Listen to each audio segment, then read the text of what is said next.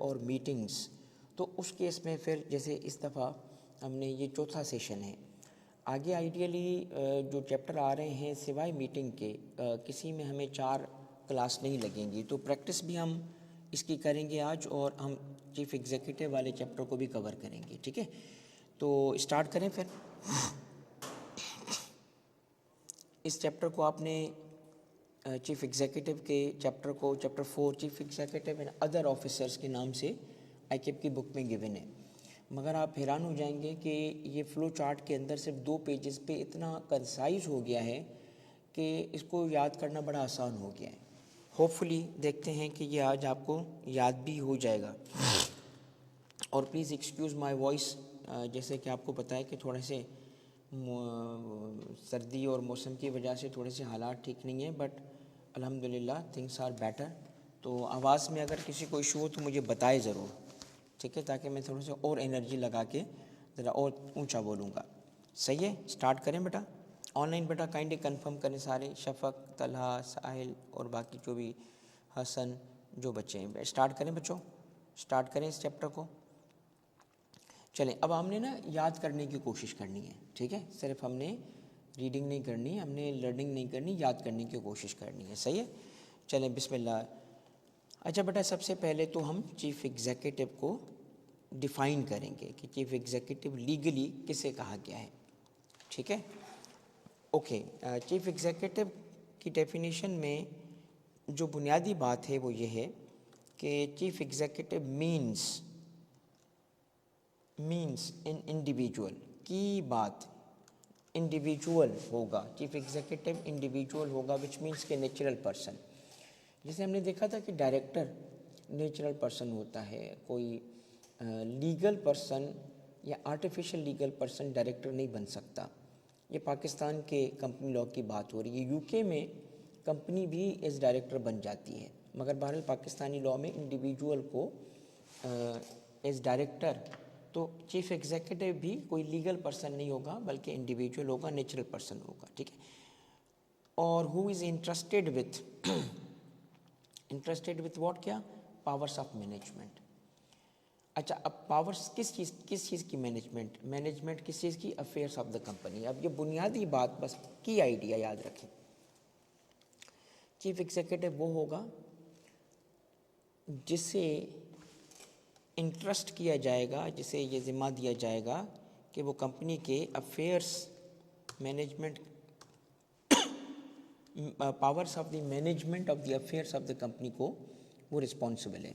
मगर एक बड़ी इंपॉर्टेंट बात है, एक बड़ा इंपॉर्टेंट पॉइंट है भाई, इस तरह तो हर बंदा कंपनी का जो एम्प्लॉई है वो किसी न किसी फॉर्म में उसको मैनेजमेंट ही करनी होती है। ठीक है, किसी अगर डिपार्टमेंट का हेड है, प्रोडक्शन का, प्रोक्योरमेंट का, या सेल्स का, फाइनेंस का, तो वो मैनेजमेंट के लिए ही तो जिम्मेदार हैं। तो चीफ एग्जीक्यूटिव कैसे डिफरेंट है उनसे? चीफ एग्जीक्यूटिव ऐसे डिफरेंट है उनसे कि उसे ये जिम्मेदारी दी गई है कि कंप्लीट, होल और सब्सटेंशियली होल, विच मीन्स कि ओवरऑल कंपनी के सारे अफेयर्स, एवरीथिंग इसका जिम्मा होगा।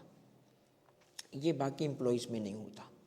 फाइनेंस वाला फाइनेंस की हद तक, मार्केटिंग वाला मार्केटिंग की हद तक, प्रोडक्शन वाला प्रोडक्शन की हद तक, ये अपने अपने विंग्स को, अपने अपने डिपार्टमेंट्स को देख रहे होते हैं। But chief executive is responsible for whole of the management. This is how chief executive is different. ठीक है, क्लियर है पॉइंट? तो ये वो बंदा होगा। हाँ, दूसरा पॉइंट क्या है कि subject to control and direction of the, अब जिम्मेदारी तो है उसको होल और substantially whole management, powers of management हासिल हैं, मगर फिर भी वो रहेगा किसके कंट्रोल में? डायरेक्टर्स के, बोर्ड ऑफ डायरेक्टर के कंट्रोल में रहेगा। और आगे चल के इसी जगह पे आप देखेंगे चैप्टर में कि इसको अपॉइंट ही कौन करता है? बोर्ड करता है। चीफ एग्जीक्यूटिव के अपॉइंटमेंट कौन करता है? बोर्ड ऑफ डायरेक्टर करता है। और चीफ एग्जीक्यूटिव की रिपोर्टिंग किसको होती है? बोर्ड को होती है। ठीक है, तो इसीलिए यहाँ जो होल और सब्सटेंशियली होल लिखा, इसका मतलब ये नहीं है कि वो आज़ाद है, वो किसी को रिपोर्ट नहीं करेगा, नहीं, उसको कंट्रोल और डायरेक्शन में रहना है। किसके कंट्रोल में रहना है और किसकी डायरेक्शन को मानना है, डायरेक्टर्स की, ठीक है। अच्छा फिर क्या कहा, एंड इंक्लूड्स, ये तो मीन्स था, इंक्लूड्स एनी डायरेक्टर और any other person occupying position of chief executive by whatever name called, और वो whether under contract of service और अदरवाइज। अब ये क्लेरिफिकेशन कर दी कि कंपनी के अंदर एक बंदा है और उसका नाम उन्होंने चीफ एग्जीक्यूटिव नहीं रखा, उसका नाम रखा है जनरल मैनेजर, जीएम, उसका नाम उन्होंने रखा है सीनियर मैनेजर, उसका नाम कुछ भी रख सकते, उसका नाम डायरेक्टर रखा है, मगर अगर उसे ये काम दिया गया है क्या, इंटरेस्टेड विथ होल और substantially whole power of management, अगर ये है तो वो भी चीफ एग्जीक्यूटिव होगा। इसका मतलब है कि chief executive of the company के साथ चीफ एग्जीक्यूटिव की डेजिग्नेशन होना ज़रूरी नहीं है, by what ever name called. असल चीज़ क्या है, occupying the position of chief executive, और ये पोजीशन क्या है चीफ एग्जीक्यूटिव की, वो ये है कि इसे होल और सब्सटेंशियली होल पावर्स हासिल होती हैं management of the affairs of company की।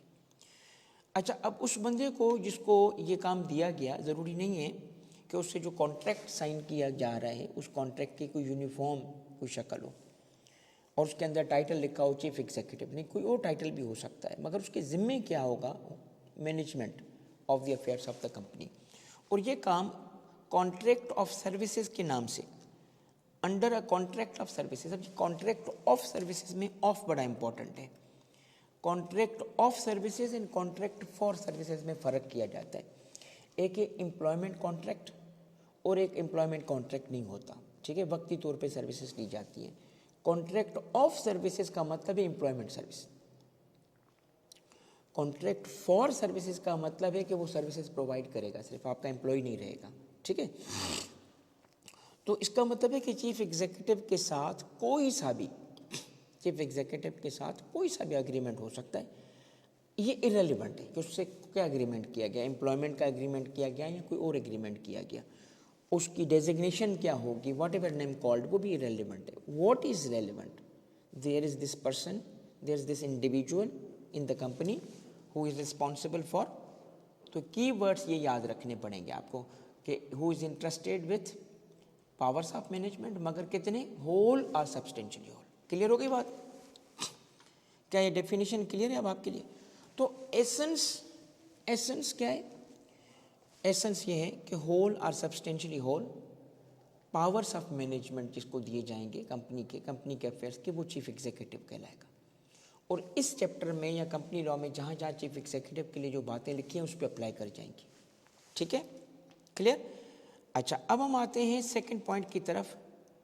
चूँकि हम आगे चल के पढ़ेंगे कि chief executive bye virtue of being a chief executive, bye virtue of this position, अब ये एक पॉसिबिलिटी, मल्टीपल पॉसिबिलिटीज़ होंगी जिसे चीफ एग्जीक्यूटिव बनाया जा रहा है।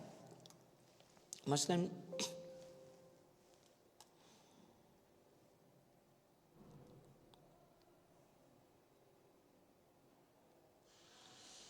जिसे चीफ एग्जीक्यूटिव बनाया जा रहा है, मसलन वो ऑलरेडी कंपनी का डायरेक्टर है।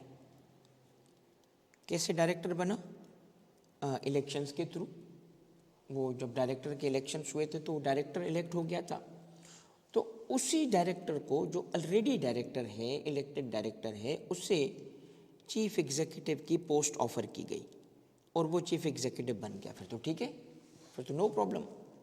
मगर चीफ एग्जीक्यूटिव कुछ प्रोफेशनल्स भी होते हैं, सीईओज प्रोफेशनल होते हैं जो कंपनीज में शेयर होल्डिंग नहीं रखते, तो ऐसे केस में क्या करते हैं, ऐसे केस में वो डायरेक्टर नहीं है। अब एक जगह पे एक बंदा है, मैनेजमेंट में उसकी एक्सपर्टीज है, किसी जगह पे जॉब करता है ए सीईओ, हमने उसको, कंपनी ने हायर करना चाहा, कंपनी की बोर्ड ने उससे बात की and is willing to join the company a CEO. When he joins the company a CEO, तो by virtue of being a CEO वो क्या बन जाएगा, डायरेक्टर बन जाएगा। इसका मतलब वो डायरेक्टर नहीं था। अब देखिएगा, यहाँ पे पहले डायरेक्टर था फिर सीईओ बने, और यहाँ पे क्या था, चूंकि वो सीईओ है इसी वजह से वो डायरेक्टर भी काउंट, इसका मतलब डीम हो जाएगा उसका डायरेक्टर बनना, ठीक है। तो सीईओ का मेंबर होना ज़रूरी नहीं है, सीईओ का डायरेक्टर होना ज़रूरी है, क्योंकि वो bye virtue of being his, उसकी पोजीशन ऐसी है, अब चूंकि वो डायरेक्टर बन चुका है because of being the CEO, तो फिर ये बात उस पर अप्लाई कर जाएगी। कौन सी? कि हर वो चीज़ जो किसी डायरेक्टर के लिए एप्लीकेबल थी, इसके लिए भी एप्लीकेबल बन जाएगी। और एक बात की क्लैरिटी कर दी गई कि जिन चीज़ों पे आपने देखा था कि एक डायरेक्टर इनएलिजिबल हो जाता है, इनएलिजिबल, ठीक है, टू बिकम अ डायरेक्टर, तो वो इस पे भी अप्लाई कर जाएंगी। इसका मतलब है कि कोई ऐसा बंदा सीईओ अपॉइंट नहीं किया जा सकता जिसमें डायरेक्टर बनने की रिक्वायरमेंट मीट ना होती हो। क्यों? क्योंकि bye virtue of his position वो डायरेक्टर हो जाता है, और डायरेक्टर के लिए जो इनएलिजिबिलिटीज़ हैं वो इसे डिस्क्वालीफाई कर देंगी कि वो सीईओ नहीं बन पाएगा। तो इसका मतलब है कि किसी भी पर्सन को जब ये सीईओ अपॉइंट किया जाएगा तो उसकी रिक्वायरमेंट चेक की जाएगी कि क्या ये इसमें कोई ऐसी चीज़ तो नहीं है जो इसको डिस्क्वालीफाई कर देती हो, इसमें कोई इनएलिजिबिलिटी हो जिसकी वजह से ये कंपनी का डायरेक्टर नहीं बन पाएगा, तो एज अ रिज़ल्ट वो सीईओ भी नहीं बन पाएगा। ठीक है, ये इनएलिजिबिलिटी बता दी गई है। यहाँ तक चीज़ें क्लियर हैं, कुछ बेसिस बनना शुरू हो गया। अच्छा, अब हम आते हैं इससे मुताल्लिक क्या क्या पढ़ेंगे, क्या क्या चीज़ें आएंगी सीईओ के बारे में। सबसे पहले हम देखेंगे appointment of first chief executive, ठीक है, फर्स्ट चीफ एग्जीक्यूटिव, फिर सब्सिक्वेंट चीफ एग्जीक्यूटिव्स, और फिर टर्म्स एंड कंडीशंस, और फिर रिमूवल, और उसके बाद not to engage in competing business. तो हमें सीईओ के बारे में, चीफ एग्जीक्यूटिव के बारे में कितने एस्पेक्ट पढ़ने? प्रिलिमिनरी 2 बातें पढ़ने के बाद हमें 1, 2, 3, 4, 5 चीज़ें पढ़नी। अब ये इस तरह आप माइंड मैप बनाएंगे कि सीईओ पे कुल मिला के 2 प्रिलिमिनरी बातें और 5 सब्सिक्वेंट बातें। 5 में सबसे पहली चीज़ क्या आती है कि अपॉइंटमेंट कैसे होती है फर्स्ट सीईओ की? बिल्कुल आसान। क्यों? क्योंकि ऑलरेडी जब हमने डायरेक्टर के लिए ये बातें पढ़ी थी तो सेम यहाँ पे भी अप्लाई करती हैं, फर्स्ट डायरेक्टर। तो इसमें 3 एस्पेक्ट हैं। पहला एस्पेक्ट इसके अंदर क्या है? हाउ अपॉइंटेड, दूसरा है टर्म, और तीसरा पब्लिक सेक्टर कंपनी में क्या अप्लाई करती है। ईमेल कर दिया, थैंक यू। अपॉइंटमेंट कैसे होगी? तो अपॉइंटमेंट के लिए किसकी बात हो रही है? फर्स्ट सीईओ की, फर्स्ट चीफ एग्जीक्यूटिव की। जब कंपनी बनती है उस वक्त तो बिल्कुल फर्स्ट डायरेक्टर की तरह इसकी भी अपॉइंटमेंट होगी। कैसे? Name of the first chief executive shall be determined bye subscribers. और वही तरीका रहेगा कि जैसे सब्सक्राइबर्स जब कंपनी के फॉर्मेशन के डॉक्यूमेंट्स जमा कराएंगे तो उसके साथ इसके पर्टिकुलर भी जमा कराएंगे। इसका मतलब है कि उसकी तफसील देंगे, उसका नाम और उसके अता पता सारी डिटेल प्रोवाइड करेंगे। His specified particular shall be submitted along with. तो पहली चीज़ क्या थी फर्स्ट चीफ एग्जीक्यूटिव की? How appointed. क्या जवाब है इसका? हाउ अपॉइंटेड बताएं। हाउ अपॉइंटेड के लिए क्या जवाब है? बाय सब्सक्राइबर टू मेमोरेंडम, और उसके पर्टिकुलर्स इन कॉर्पोरेशन डॉक्यूमेंट्स के साथ जमा किए जाएंगे। अब इसका टर्म कितना है? सेम फर्स्ट डायरेक्टर वाला। क्या था फर्स्ट डायरेक्टर का? Up to first AGM, first AGM. मगर इसमें एक और पॉसिबिलिटी है, unless shorter period is fixed by the, यानी जब फर्स्ट चीफ एग्जीक्यूटिव को नॉमिनेट किया गया था या सिलेक्ट किया था सब्सक्राइबर ने, तो उन्होंने कहा था कि ये 3 महीने के लिए होगा, और 3 महीने के बाद इसका टर्म कंप्लीट हो जाएगा। फिर हम दूसरा सब्सिक्वेंट, इसका मतलब है कि जैसे हमने पढ़ा था कि फर्स्ट डायरेक्टर अलबत्ता फर्स्ट एजीएम तक रहते हैं। रिमेंबर, फर्स्ट सीईओ का फर्स्ट एजीएम तक रहना ज़रूरी नहीं है। फर्स्ट सीईओ से शॉर्टर पीरियड के लिए भी हो सकता है। तो इसमें बुनियादी बात क्या हुई कि फर्स्ट सीईओ का टर्म क्या होगा? 1 number 1 first AGM, 2 shorter period. मगर ये शॉर्टर पीरियड जो होगा वो सब्सक्राइबर्स फिक्स करेंगे जब उसकी अपॉइंटमेंट करेंगे। अपॉइंटमेंट करते वक्त उसका टर्म स्पेसिफाई करेंगे कि 3 महीने के लिए, ठीक। और दूसरी चीज़ क्या है कि चलो उन्होंने शॉर्टर पीरियड नहीं रखा था, मगर फिर भी वो रिज़ाइन कर सकता है या उसे रिमूव किया जा सकता है। यानी ये कहना कि लॉ में चूँकि लिखा है कि जी वो तो फर्स्ट एजीएम तक चीफ एग्जीक्यूटिव है तो उसको कोई छेड़ नहीं सकता और कोई उसको टच नहीं कर सकता, वो तो ऑल पावरफुल है, ऐसा नहीं है। उसको रिमूव किया जा सकता है, वो रिज़ाइन कर सकता है, ठीक है। टर्म कितना हुआ? फर्स्ट एजीएम तक, ये शॉर्टर पीरियड होगा। और दूसरा वो रिज़ाइन भी कर सकता है, रिमूव भी कर सकते हैं। और चूँकि पब्लिक सेक्टर गवर्नमेंट की कंपनीज़ हैं, इसलिए उसके सीईओ को अपॉइंट करने के लिए कहा गया है गवर्नमेंट के पास ही पावर होगी, तो गवर्नमेंट जो होगी वो उसको सीईओ को अपॉइंट करेगी। तो ये फर्स्ट की बात हो रही है, फर्स्ट सीईओ की या फर्स्ट चीफ एग्जीक्यूटिव की। तो क्या याद रखना है हमने, हाउ अपॉइंटेड, क्या था इसमें पॉइंट्स, हाउ अपॉइंटेड में कौन कौन से पॉइंट्स थे बताओ। बाय सब्सक्राइबर्स, ठीक है, और पर्टिकुलर्स इन कॉर्पोरेशन डॉक्यूमेंट्स के साथ जमा किए जाएंगे। टर्म कितना होगा बताओ। टर्म में दो बातें थी, फर्स्ट एजीएम और शॉर्टर पीरियड, और रिज़ाइन भी कर सकता है, रिमूव भी हो सकता है। तीसरा पॉइंट क्या था, पब्लिक सेक्टर, उसका सीईओ कौन अपॉइंट करेगा, गवर्नमेंट। इजी है ना, याद हो गई चीज़ें।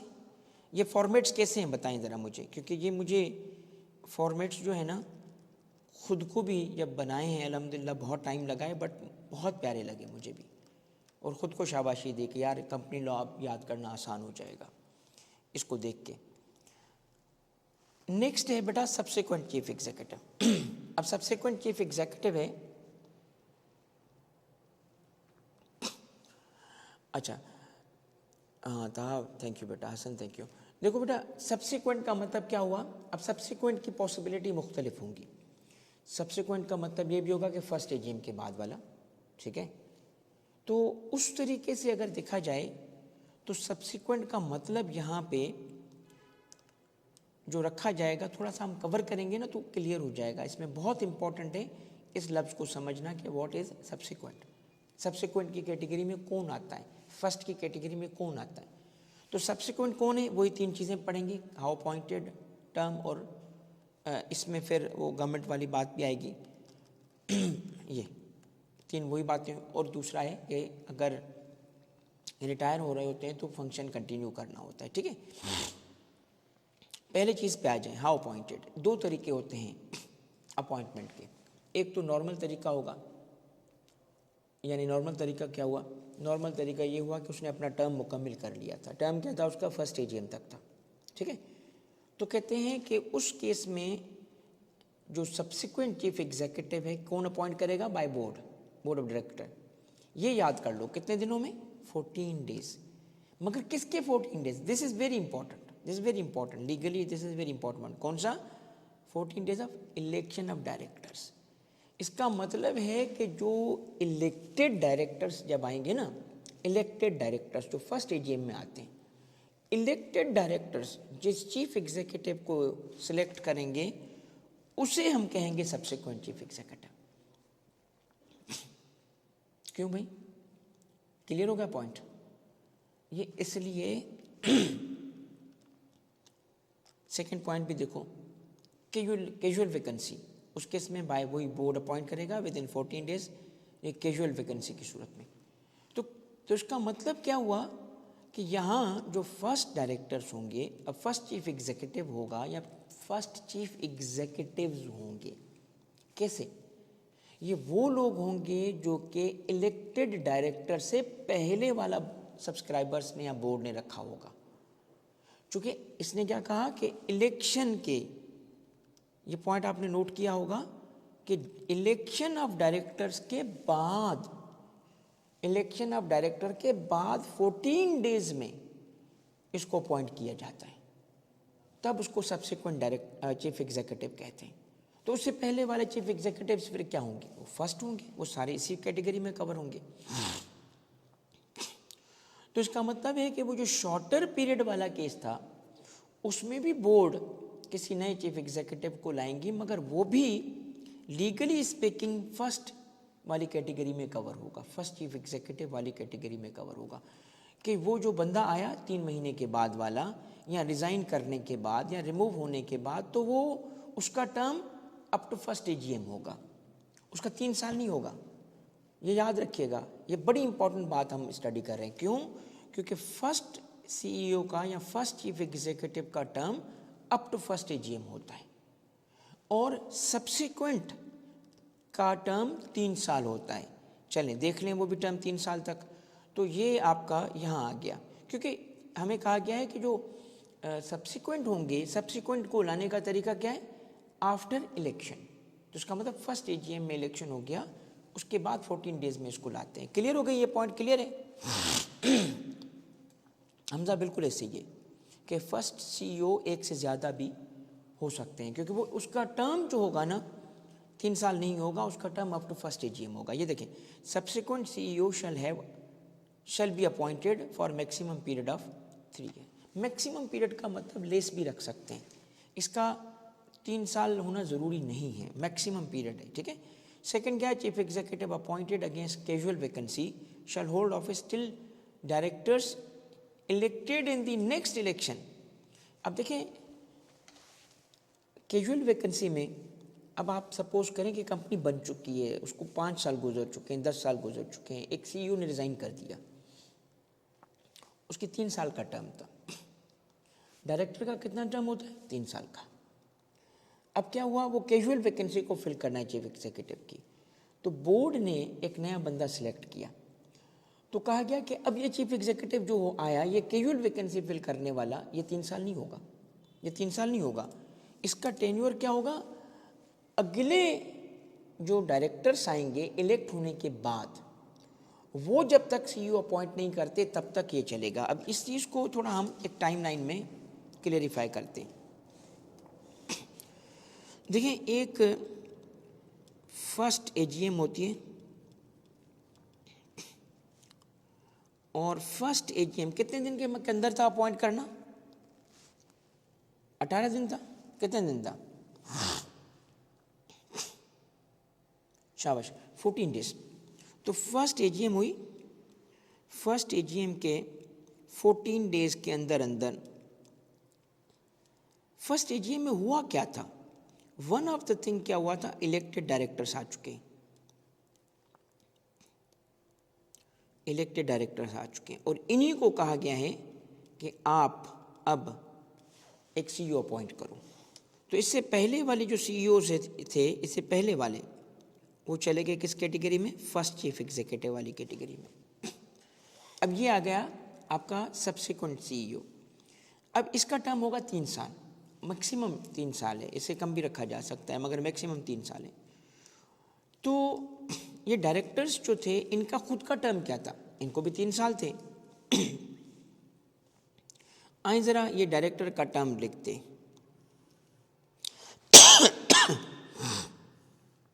ये डायरेक्टर का टर्म था। सीईओ को भी 3 साल के लिए रखा गया था, ये सीईओ का टर्म है।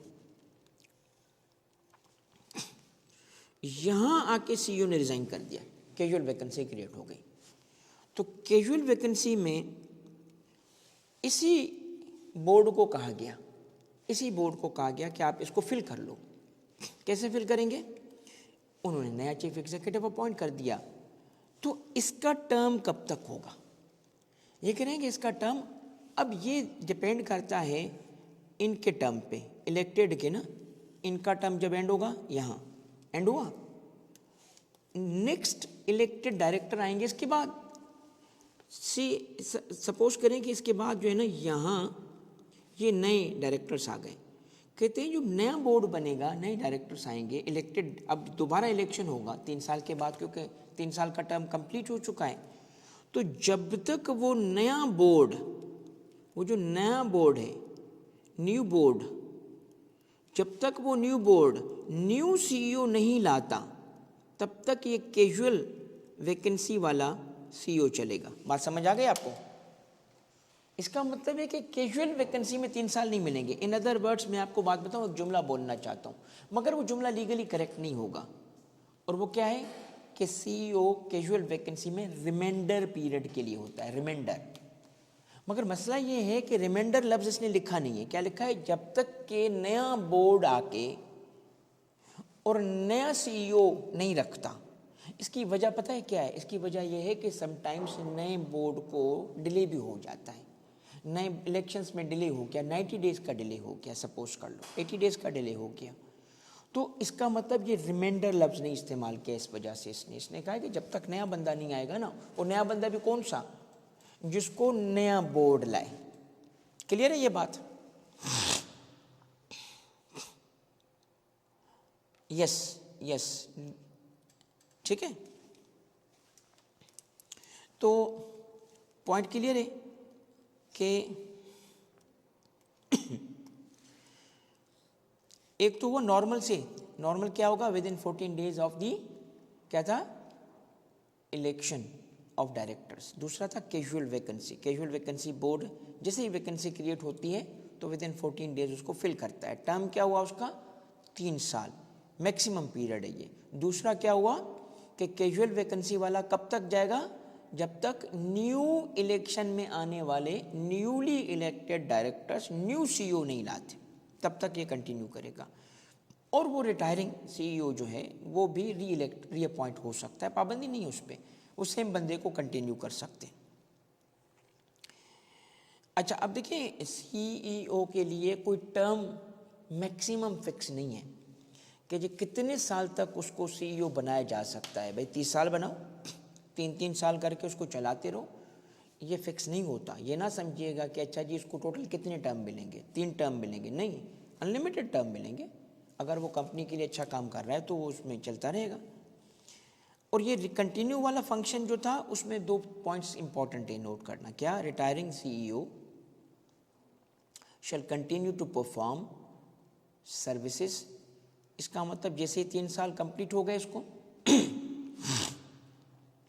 तो घर नहीं जाएगा, continue to perform functions until his successor is appointed. हाँ, 2 केस ऐसे हैं कि वो कंटिन्यू नहीं करेगा घर जाना पड़ेगा फॉर इसको। और वो क्या है,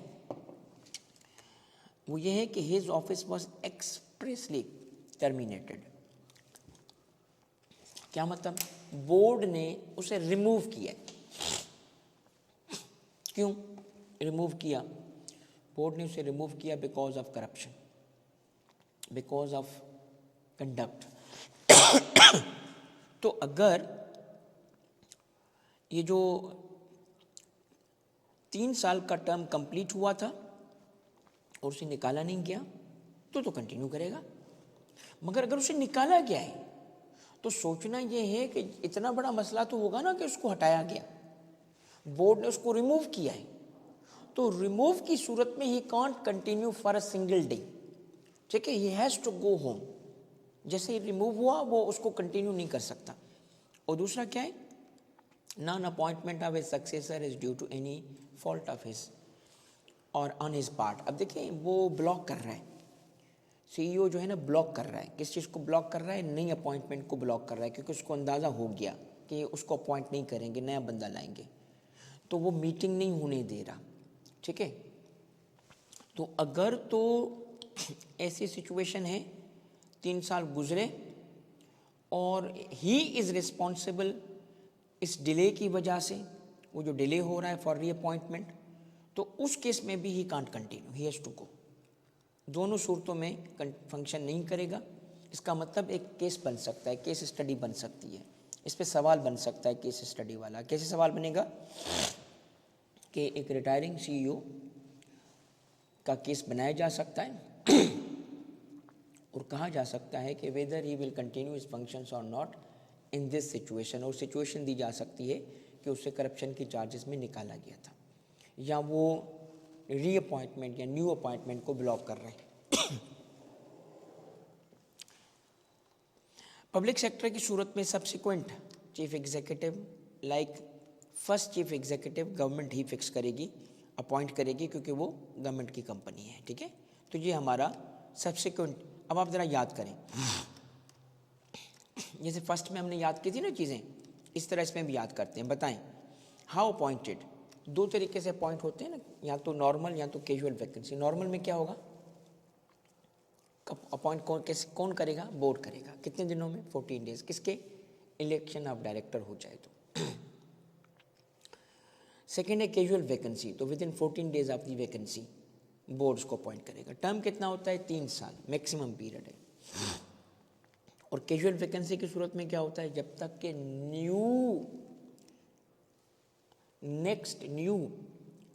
न्यूली इलेक्टेड डायरेक्टर्स आके सीईओ अपॉइंट नहीं करते, तब तक ये कंटिन्यू करेगा। और रिटायरिंग सीईओ जो होता है वो कंटिन्यू करता है अपना फंक्शंस, अनलेस 2 केसेस हो, उसमें कंटिन्यू नहीं करता। उसे एक्सप्रेसली रिमूव किया गया था या रीअपॉइंटमेंट न्यू अपॉइंटमेंट ना होने की वजह वो खुद है, वो डिले कर रहे हैं, ठीक है। और पब्लिक सेक्टर में गवर्नमेंट सब्सिक्वेंट डायरेक्टर को अपॉइंट करती है। क्लियर हो गई ये बातें। अब देखें, जब किसी सीईओ को अपॉइंट किया जाएगा तो उस केस में बोर्ड उसको अपॉइंट करता है, तो बोर्ड उसके टर्म्स कंडीशंस और बाकी चीज़ों को तय करता है। तो इसके अंदर terms and conditions of appointment से रिलेटेड ये टॉपिक है हमारा तीसरा। पहली चीज़ क्या है, टर्म्स एंड कंडीशंस। क्या है terms of conditions? Terms and conditions of the appointment of CEO R determined by the directors और कंपनी इन जनरल मीटिंग, मगर इन अकॉर्डेंस विथ आर्टिकल्स। इसका मतलब ये फैसला आर्टिकल्स ने करना है। कौन सा फैसला आर्टिकल ने करना है? ये फैसला आर्टिकल्स ने करना है कि सीईओ अपॉइंट कौन करेगा। देखें, सीईओ की अपॉइंटमेंट करता बोर्ड है। टर्म्स एंड कंडीशंस में सबसे इंपॉर्टेंट चीज़ आती है सैलरी। सबसे इंपॉर्टेंट चीज़ है salary, bonuses, stock options, benefits, perquisites. तो अगर आर्टिकल्स कंपनी के चाहें तो ये पावर वो कंपनी की जनरल मीटिंग को दे सकते हैं, यानी इन अदर वर्ड्स मेंबर्स के पास ये कंट्रोल रहेगा, मेंबर्स। और अगर चाहें तो वो डायरेक्टर्स के पास ही रहेगा जो उसको अपॉइंट करता है। Point to be noted, terms and conditions कौन तय करेगा? Terms and conditions of appointment कौन तय करेगा? डिपेंड करता है आर्टिकल्स पे। बोर्ड और मेंबर्स इन जनरल मीटिंग, दोनों में से जिसको भी आर्टिकल ने पावर दी है वो इसको एक्सरसाइज करता है। और मेजॉरिटी ऑफ द केसेस में ये डायरेक्टर्स के पास, बोर्ड के पास ही पावर होती है, ठीक है। Terms and conditions of appointment of chief executive nominated by government, तो उसके टर्म्स कंडीशंस क्या होंगे? वो गवर्नमेंट खुद फैसला करेगी। पब्लिक सेक्टर कंपनीज में कि उसको आया कि वो सरकारी सैलरी मिलेगी जो सरकारी मुलाजिम है कहीं पे, या उसको चीफ एग्जीक्यूटिव बनने की वजह से कोई और बेनिफिट्स भी मिलेंगे, टेन्योर क्या होगा, सारी चीज़ें उसकी गवर्नमेंट तय करेगी। अच्छा, किसे रिपोर्ट करता है chief executive? Chief executive board को रिपोर्ट करता है, और बोर्ड ने जो उसके लिए लिमिट्स तय की होंगी, उसे जो अथॉरिटी दी होगी, वो उसे एक्सीड नहीं कर सकता। अब एक्सीड नहीं कर सकता का मतलब क्या है कि उस पर अगर लेट सपोज कि बोर्ड ने उसको किसी इन्वेस्टमेंट से रिलेटेड, लोन से रिलेटेड या कोई भी पावर अगर दी होगी कि तुम फैसला जब करोगे तो इतने तक का फैसला, मसलन एक खर्चा करना है, आपने एक कैपिटल एसेट परचेज करना है, तो 10 मिलियन तक का होगा तो वो आप फैसला करोगे, उसके ऊपर होगा तो बोर्ड के पास आओगे, बोर्ड से अप्रूवल लोगे। तो ये अथॉरिटी उस पर रखी जा सकती है और उसको माननी है। हमने ऊपर जो पढ़ा था ना कि चीफ एग्जीक्यूटिव जो है वो होली अफेयर्स के लिए रिस्पॉन्सिबल होता है, मगर इसका मतलब आज़ाद नहीं होता। ही रिपोर्ट्स टू बोर्ड और works under the control of the board, ठीक है। और ये बात हम डिस्कस कर चुके हैं कि chief executive if not already a director, अगर ऑलरेडी डायरेक्टर नहीं है, shall be deemed to be a director. In addition to his being chief executive की जॉब मिलते ही वो डायरेक्टर बन जाएगा। He shall be entitled to all rights and privileges. All rights and privileges में क्या होगा? उसमें पार्टिसिपेट कर सकेगा बोर्ड मीटिंग में। सब्जेक्ट टू ऑल लाइबिलिटीज़, उस पर सारी जिम्मेदारियां भी होंगी, किसकी? डायरेक्टर की। तो मसलन सपोज कल अगर कोई फ्रॉड हुआ, कोई इलीगल काम हुआ, तो ये उसमें ये नहीं कह सकता कि जी मैं शेयर होल्डर थोड़ी हूँ, मैं तो चीफ एग्जीक्यूटिव हूँ, मैं बोर्ड मेंबर नहीं हूँ, मैं तो नकली बोर्ड मेंबर हूँ। नहीं भाई, तुम नकली नहीं, असली बोर्ड मेंबर हो। फिर ऑल लाइबिलिटीज़ आप डायरेक्टर हो, फिर ऑल प्रिविलेजेस तुम डायरेक्टर हो, यानी कि वोटिंग भी कर सकेगा, उसमें पार्टिसिपेट भी कर सकेगा डिसीजन मेकिंग में, ठीक है। रिमूवल कैसे हो सकता है इसका? कौन कौन निकाल सकता है? चीफ एग्जीक्यूटिव को जो अपॉइंट करता है वो निकाल भी सकता है। तो चीफ एग्जीक्यूटिव में be remove through any of the following modes at any time regardless of the provision in the articles और हिज अपॉइंटमेंट। देखिए, अगर तो आर्टिकल में ये लिख दिया जाए कि जी अगर कोई बंदा आएगा तो उसको 3 साल तक का हम सिक्योर टेन्योर देंगे, यानी उसको नहीं निकाल सकते, या उसके अपॉइंटमेंट लेटर में, उसके अपॉइंटमेंट कॉन्ट्रैक्ट में लिखा था कि हम आपको 3 साल से पहले नहीं निकालेंगे, तो लॉ कहता है कि ये लिखा होना उसका प्रोटेक्शन नहीं क्रिएट करता। क्यों? Regardless of any provision. इसका मतलब है कि ये प्रोविजन अगर आपने लिख भी दिया ना तो भी इसको रिमूव कर सकते हैं। क्यों रिमूव कर सकते हैं? क्योंकि ये उसको अपॉइंटमेंट अगर इस तरह दिया गया है कि अगर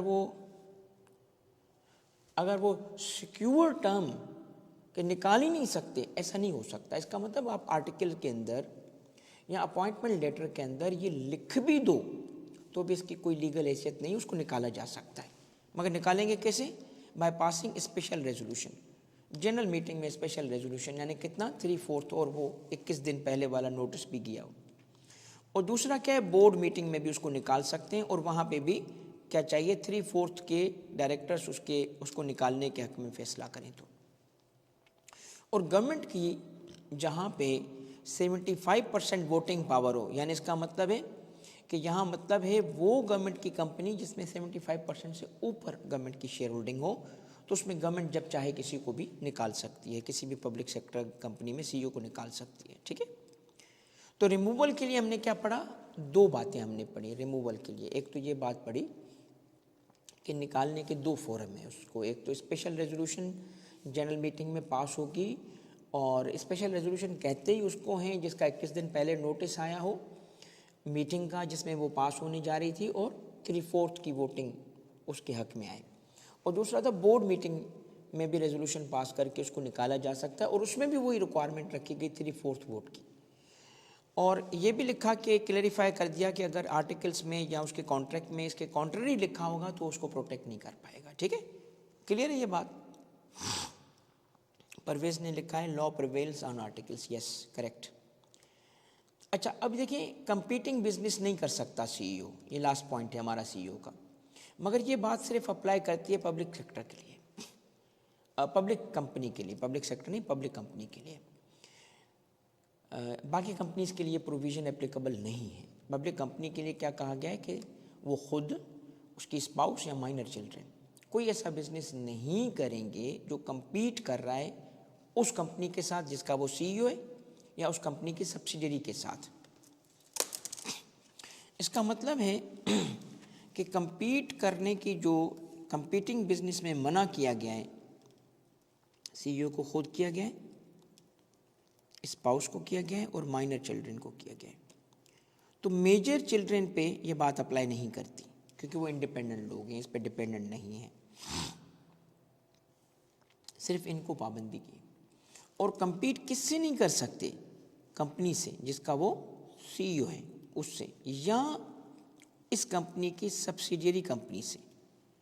ठीक है, अब सपोज करते हैं कि सब्सिडियरी का बिजनेस है कोई फाइनेंशियल सर्विस, फिनटेक कंपनी है, ये फिनटेक,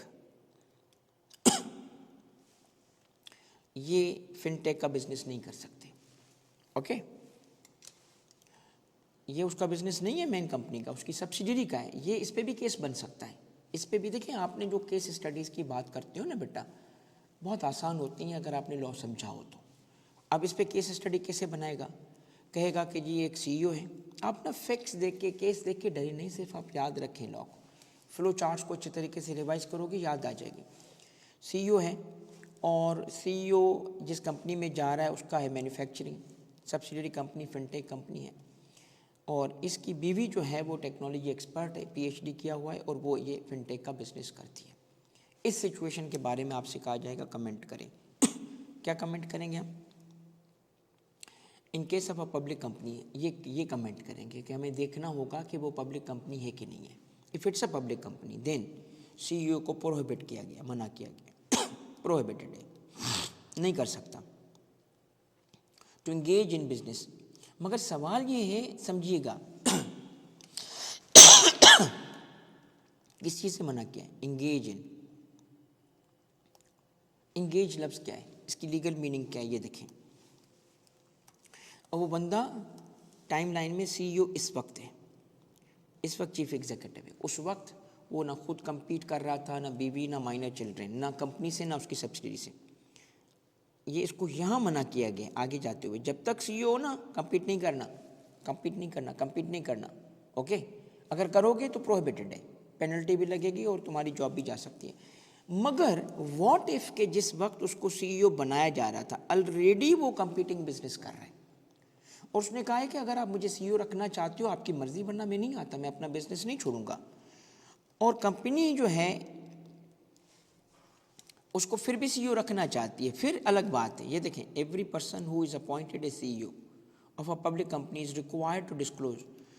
तो आप जब भी किसी सीईओ को अपॉइंट किया जाता है तो उस वक्त उसको डिस्क्लोजर देना होगा किसी कंपनी को in writing about nature of such business और इंटरेस्ट देयर इन, कि मैं ओनर हूँ इस बिज़नेस का, पार्टनर हूँ इस बिज़नेस का जो कंपीटिंग बिजनेस है। फिर कंपनी की मर्ज़ी, कंपनी के बोर्ड की मर्ज़ी। अगर कंपनी की बोर्ड इसको फिर भी रखना चाहता है तो कोई इश्यू नहीं है। बात समझ आ गई कंपीटिंग का क्या मतलब है? अब मुझे बताएं, ये पूरा टॉपिक था सीईओ का, ये चीफ एग्जीक्यूटिव पूरा एक पेज पे था, कंप्लीट हो गया, कंप्लीट हो गया। एब्सोल्युटली क्लियर है?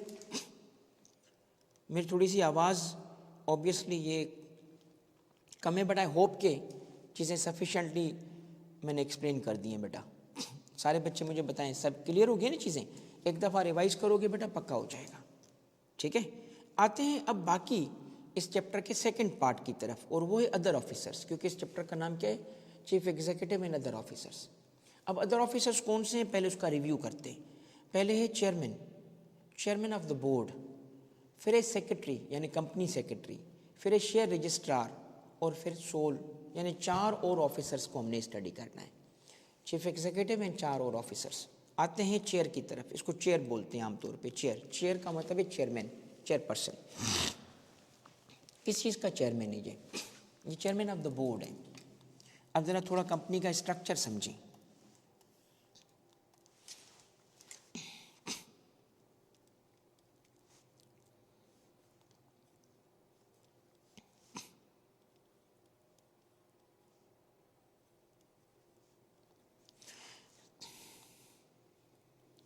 ये कंपनी कुछ इस तरह ऑपरेट कर रही है कि मैनेजमेंट में टॉप पे सीईओ है, उसके नीचे डायरेक्टर 1, डायरेक्टर 2, जीएम, मैनेजर, और फिर हर डायरेक्टर के नीचे एक डिपार्टमेंट है, ठीक है? इस तरह करके तो at the top of the management जो है वो चीफ एग्जीक्यूटिव है। अच्छा, मगर इस चीफ एग्जीक्यूटिव को जो लाए हैं वो कौन लाए? आपको याद होगा कि बोर्ड की मीटिंग हर क्वार्टर में होती है एक दफ़ा, तो 4 दफ़ा बोर्ड की मीटिंग तो होगी कम से कम साल में। तो 4 दफ़ा वो क्या करते हैं बोर्ड में? वो इसी को आके पूछते हैं, इसकी टीम को आके पूछते हैं कि बताओ भी क्या प्रॉफिट्स हैं, बताओ भी क्या हो रहा है। तो ये जो चीफ एग्जीक्यूटिव है ना, फिर ये एक और ग्रुप का हिस्सा होगा। इस ग्रुप को हम क्या कहते हैं? Board of directors.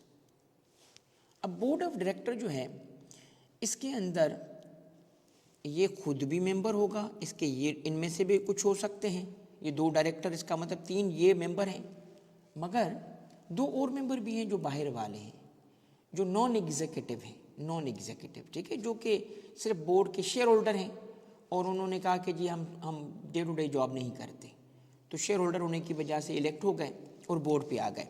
तो इसका मतलब टोटल 5 ये जो है मेंबर्स हैं इस बोर्ड के, 1, 2, एक ये डायरेक्टर, 2 ये जो एग्जीक्यूटिव हैं, तीसरा सीईओ। सीईओ शेयर होल्डर नहीं है, CEO because of his position उसका बोर्ड मेंबर है, ठीक है। ये डायरेक्टर 1, 2 ये वो डायरेक्टर्स हैं जो जॉब करते हैं, यानी एग्जीक्यूटिव हैं और साथ में शेयर होल्डर भी हैं, ठीक है। ये कैसे बने थे ये लोग? ये जॉब की वजह से नहीं बने थे, ये जॉब भी करते हैं मगर शेयर होल्डर भी हैं। तो कंपोजिशन क्या हो गई? हमारे पास 2 एग्जीक्यूटिव डायरेक्टर्स हैं, एक सीईओ है और 2 नॉन एग्जीक्यूटिव हैं, ठीक है, नॉन एग्जीक्यूटिव डायरेक्टर हैं, ओके। अच्छा, व्हाट इफ की कंपनी फिर लिस्टेड हो? लिस्टेड में तो फिर नॉन एग्जीक्यूटिव की एक और टाइप होती है जिसको रखना लाजमी है, क्या कहते हैं उसको? Independent director. तो उसमें इंडिपेंडेंट भी होगा, ठीक है, 2 डायरेक्टर इंडिपेंडेंट अगर उसमें रखने हुए। अब आपको बात समझनी है बड़ी इंपॉर्टेंट, बोर्ड का रोल क्या है, बोर्ड करता क्या है? बोर्ड करता क्या है? बोर्ड जो बनाया जाता है कंपनी स्ट्रक्चर में, कंपनी चलाता तो ये डे टू डे अफेयर्स नहीं चलाने, सारा काम तो ये शो तो सीईओ का होता है। बोर्ड क्या करता है? बोर्ड का रोल क्या होता है? देखिए, बोर्ड जो है ना वो कंपनी की स्ट्रेटेजिक अलाइनमेंट दुरुस्त करता है। बात समझिएगा, स्ट्रेटेजिक अलाइनमेंट का मतलब क्या है? कंपनी सही डायरेक्शन में जा रही है कि नहीं, उसने अपने जो ऑब्जेक्टिव, गोल्स, मिशन तय किए हैं वो सही है कि नहीं है, और सीईओ उस डायरेक्शन में उसको लेके जा रहा है कि नहीं लेके जा रहा। ठीक है। सपोज करते हैं कंपनीज का होता क्या है, सबसे ज़्यादा सबसे मेन ऑब्जेक्टिव क्या होता है? प्रॉफिट। लास्ट ईयर से कितनी इंक्रीज आनी चाहिए प्रॉफिट में, बॉटम लाइन में, नेट प्रॉफिट में? 15%। बोर्ड इंश्योर करेगा, ठीक है, बोर्ड इंश्योर करेगा, मगर board day to day matter नहीं देखता। डे टू डे में उसकी जिम्मेदारी नहीं है कि अच्छा जी कौन लेट कमर है, कौन कंपनी में नालायक है, कौन लायक है। तो अब कंपनी स्ट्रक्चर में देखा जाए तो in other words top of the company होता है बोर्ड, बोर्ड ऑफ डायरेक्टर। इसके अंडर, इनके कंट्रोल और इसके डायरेक्शन में रहता है कौन? सीईओ। और फिर बाकी डिपार्टमेंट्स के heads, production, procurement, marketing, finance and accounts, ये उसके हेड्स होते हैं वेरियस। उसका कोई भी नाम रख सकते हैं, इनको हम डायरेक्टर भी बोल सकते हैं, मैनेजर बोल सकते हैं, जीएम बोल सकते हैं, इससे फ़र्क नहीं पड़ता। ठीक है। अच्छा, अब ये जो बोर्ड है ना, इसकी भी तो मीटिंग होगी ना बोर्ड की। हमने क्या पढ़ा था कि एक क्वार्टर में एक दफ़ा बोर्ड मीटिंग होगी। तो उस मीटिंग में अब डायरेक्टर प्रिपेयर्ड आ रहे हैं कि नहीं आ रहे हैं, अपना अपना रोल। इंडिपेंडेंट डायरेक्टर अगर हैं तो वो सिर्फ क्या बिरयानी खाने आ रहे हैं क्या, या वो वहाँ पे अपना रोल भी प्ले कर रहे हैं? ये कौन इंश्योर करता है? वेदर ये बोर्ड इफेक्टिवली अपना काम परफॉर्म कर रहा है कि नहीं कर रहा है। ये बोर्ड यानी कंपनी नहीं, प्लीज लिसन। ये देखो मैं एक रेड लाइन बना रहा हूँ, इधर ये रेड लाइन हो गई। तो चेयरमैन ऑफ द बोर्ड का जिम्मा होता है बोर्ड की इफेक्टिवनेस, कि उसने क्या देखना है कि वेदर वो बोर्ड कंपनी की जिस मकसद के लिए बनाया गया है वो पर्पस सर्व कर रहा है कि नहीं कर रहा। और ये चेयरमैन होते हैं, ये अब इनकी पर्सनैलिटी पे डिपेंड करता है कि किस किस्म के। कुछ ऐसे चेयरमैन भी होते हैं जो इनको गाइडेंस भी देते हैं, guidance, day to day guidance भी दे सकते हैं फ़ोन पे। हाँ भाई, कोई मना नहीं है। सीईओ को अगर किसी में मशवरा चाहिए तो मशवरा देते हैं। चेयर के लिए सबसे इंपॉर्टेंट पॉइंट बताएं क्या है? सबसे important, chair non executive director से सिलेक्ट होता है। सिलेक्ट मैं बोल रहा हूँ या इलेक्ट बोल रहा हूँ, वो हम देख लेंगे इसको कि कैसे कौन आते हैं। चेयरमैन को खुद ही बोर्ड इलेक्ट करता है या सिलेक्ट करता है, मगर वो कौन सा मेंबर होगा, कौन सा बोर्ड मेंबर होगा? Non executive. Remember this point, non executive. इसका मतलब डे जॉब नहीं करता वो वहाँ पे। ठीक है। अब ये पॉइंट ज़रा आप यहाँ पे देखें कि chairman, most important point, remember this, chairman of the listed company के लिए ये प्रोविजंस एप्लीकेबल है। लिस्टेड कंपनीज के लिए, इसका मतलब पब्लिक कंपनी के लिए नहीं है, पब्लिक लिस्टेड है।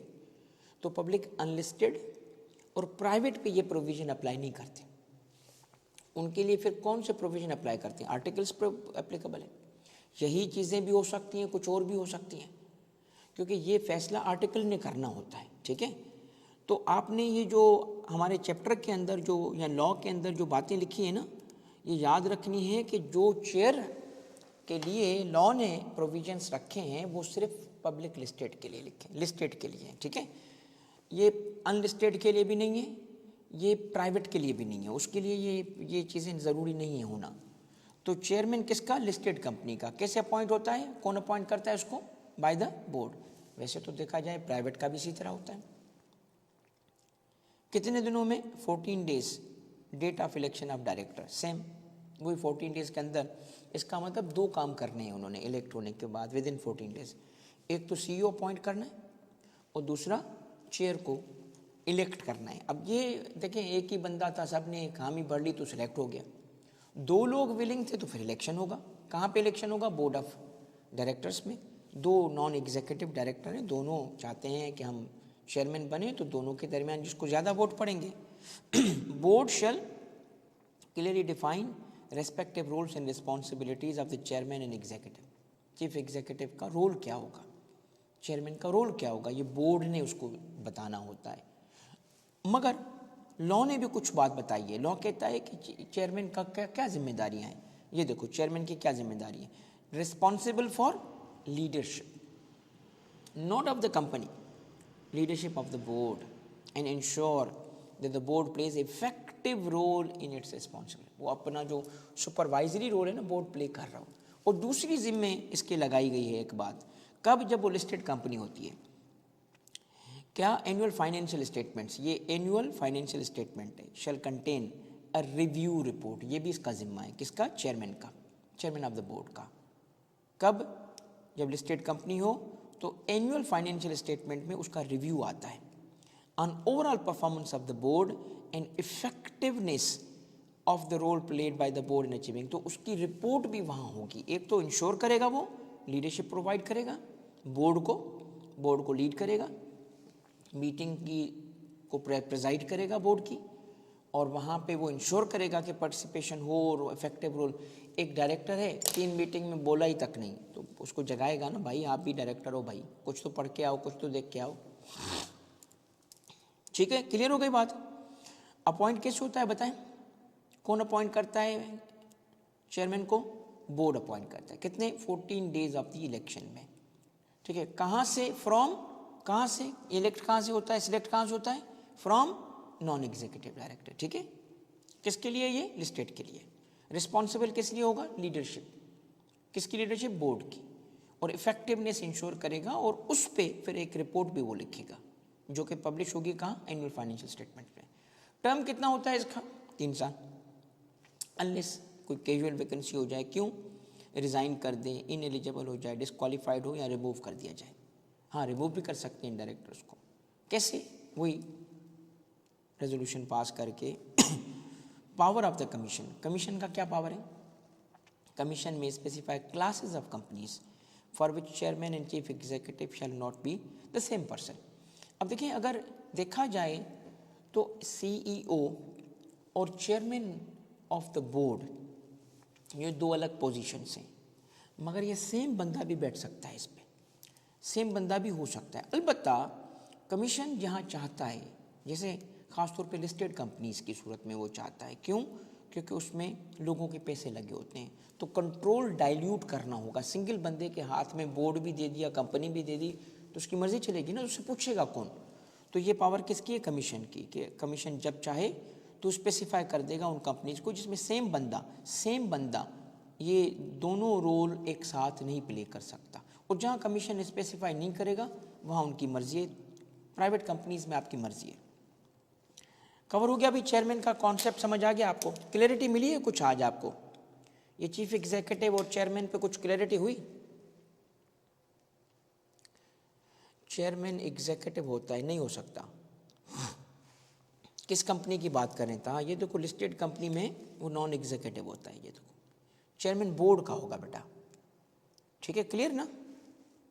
ताहा प्रवेश क्लियर बेटा? आगे बढ़े। अच्छा, अब आते हैं सेक्रेटरी। अगेन इसका ताल्लुक पब्लिक कंपनी से, इसका लिस्टेड नहीं, सारी पब्लिक कंपनी से, लिस्टेड और अनलिस्टेड से। कंपनी सेक्रेटरी क्यों नहीं हो सकता? चीफ एग्जीक्यूटिव भी हो सकता है। अच्छा, अब मैं आपकी बात समझाता। ये बात सुने, देखिए, एक तरफ ये था कि बहुत अच्छी बात है, तभी मैंने कहा ना, क्या कहा मैंने यहाँ पे कि कमीशन किसके लिए चाहता है? लिस्टेड के लिए चाहता है। लिस्टेड में क्या चाहता है कमीशन? कि सेम बंदा ना हो। क्यों सेम बंदा ना हो? क्योंकि उसने नॉन एग्जीक्यूटिव डायरेक्टर को चेयर बनाया है, जबकि चीफ एग्जीक्यूटिव होता है एग्जीक्यूटिव है, तो वो एक हो ही नहीं सकता। मगर ये बात किसके लिए अप्लाई करेगी? था बेटा लिस्टेड के लिए, बाकियों पे थोड़ी करेगी। उसमें पाबंदी थोड़ी है ये पाबंदी तो सिर्फ लिस्टेड के लिए है ना, कि नॉन एग्जीक्यूटिव से आएगा चेयर। अगर वो लिस्टेड नहीं है तो फिर एग्जीक्यूटिव से भी आ सकता है बेटा। क्लियर हो गई ना बात? अब क्लियर हो गई बच्चों? चलो ज़बरदस्त। अच्छा, सेक्रेटरी, कंपनी सेक्रेटरी जो होगा वो होता कौन है भाई? ये वो बंदा है पब्लिक कंपनी, ये सिर्फ प्राइवेट कंपनीज के लिए रिक्वायरमेंट नहीं है, ये पब्लिक कंपनी के लिए है। पब्लिक कंपनी में have a company secretary possessing such qualifications may be specified। और पब्लिक जो कंपनी सेक्रेटरी है किसे कहते हैं? Means any individual appointed to perform secretarial और other duties customarily performed by secretary declared as such having such qualifications and experience as may be specified. दोनों में कुछ नहीं बता हमें कि करता क्या है कौन। असल पॉइंट ये है ये कि कंपनी सेक्रेटरी रिस्पॉन्सिबल क्या है। यहाँ से आपका कॉन्सेप्ट बनेगा कि ये है कौन कंपनी सेक्रेटरी। देखिए, कंपनी सेक्रेटरी के दो काम होते हैं, कॉर्पोरेट लॉ की कंप्लाइंस कराना और रिकॉर्ड कीपिंग करना, बस।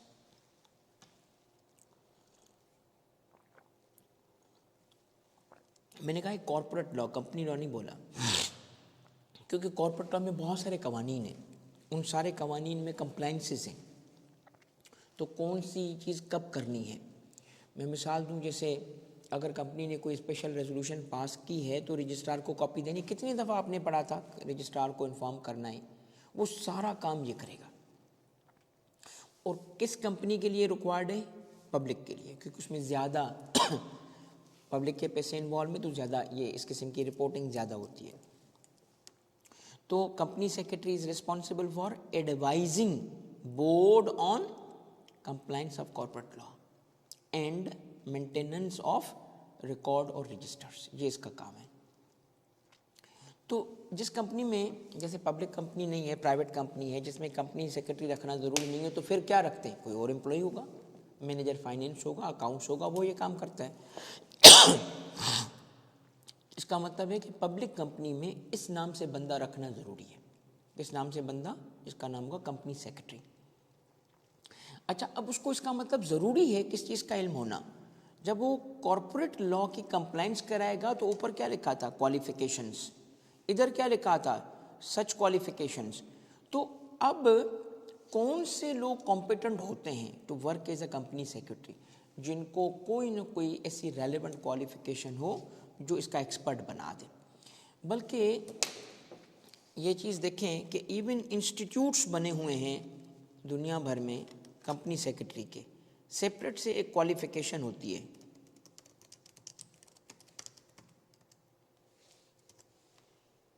ये देखिए, institute of corporate secretaries of Pakistan. ठीक है, आपको, आप में से किस किस को पता था कि ये भी इंस्टीट्यूट एग्जिस्ट करता है?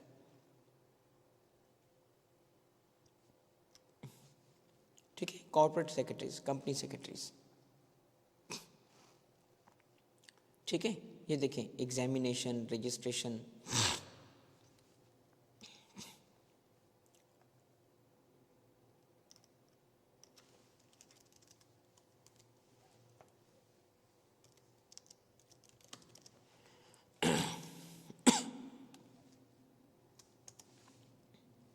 ये देखिए, इंडिया में भी इसी तरह का एक इंस्टीट्यूट है, कंपनी सेक्रेटरीज ऑफ इंडिया के नाम से। ये हिंदी में लिखा है, institute of company secretary of India. ठीक है, 55th फाउंडेशन डे, 55 साल से। तो ये पॉइंट पे कितनी होती है बेटा? ये जॉब है, प्रॉपर जॉब है। ठीक है, तो कंपनी सेक्रेटरी के लिए ये रिक्वायरमेंट्स क्लियर हो गई बात। अब सारी पब्लिक कंपनी में एक कंपनी सेक्रेटरी होता है, तो जितनी पब्लिक कंपनी होंगी उतना इनको रखना पड़ेगा। नेक्स्ट आता है शेयर रजिस्ट्रार। ये क्या है शेयर रजिस्ट्रार?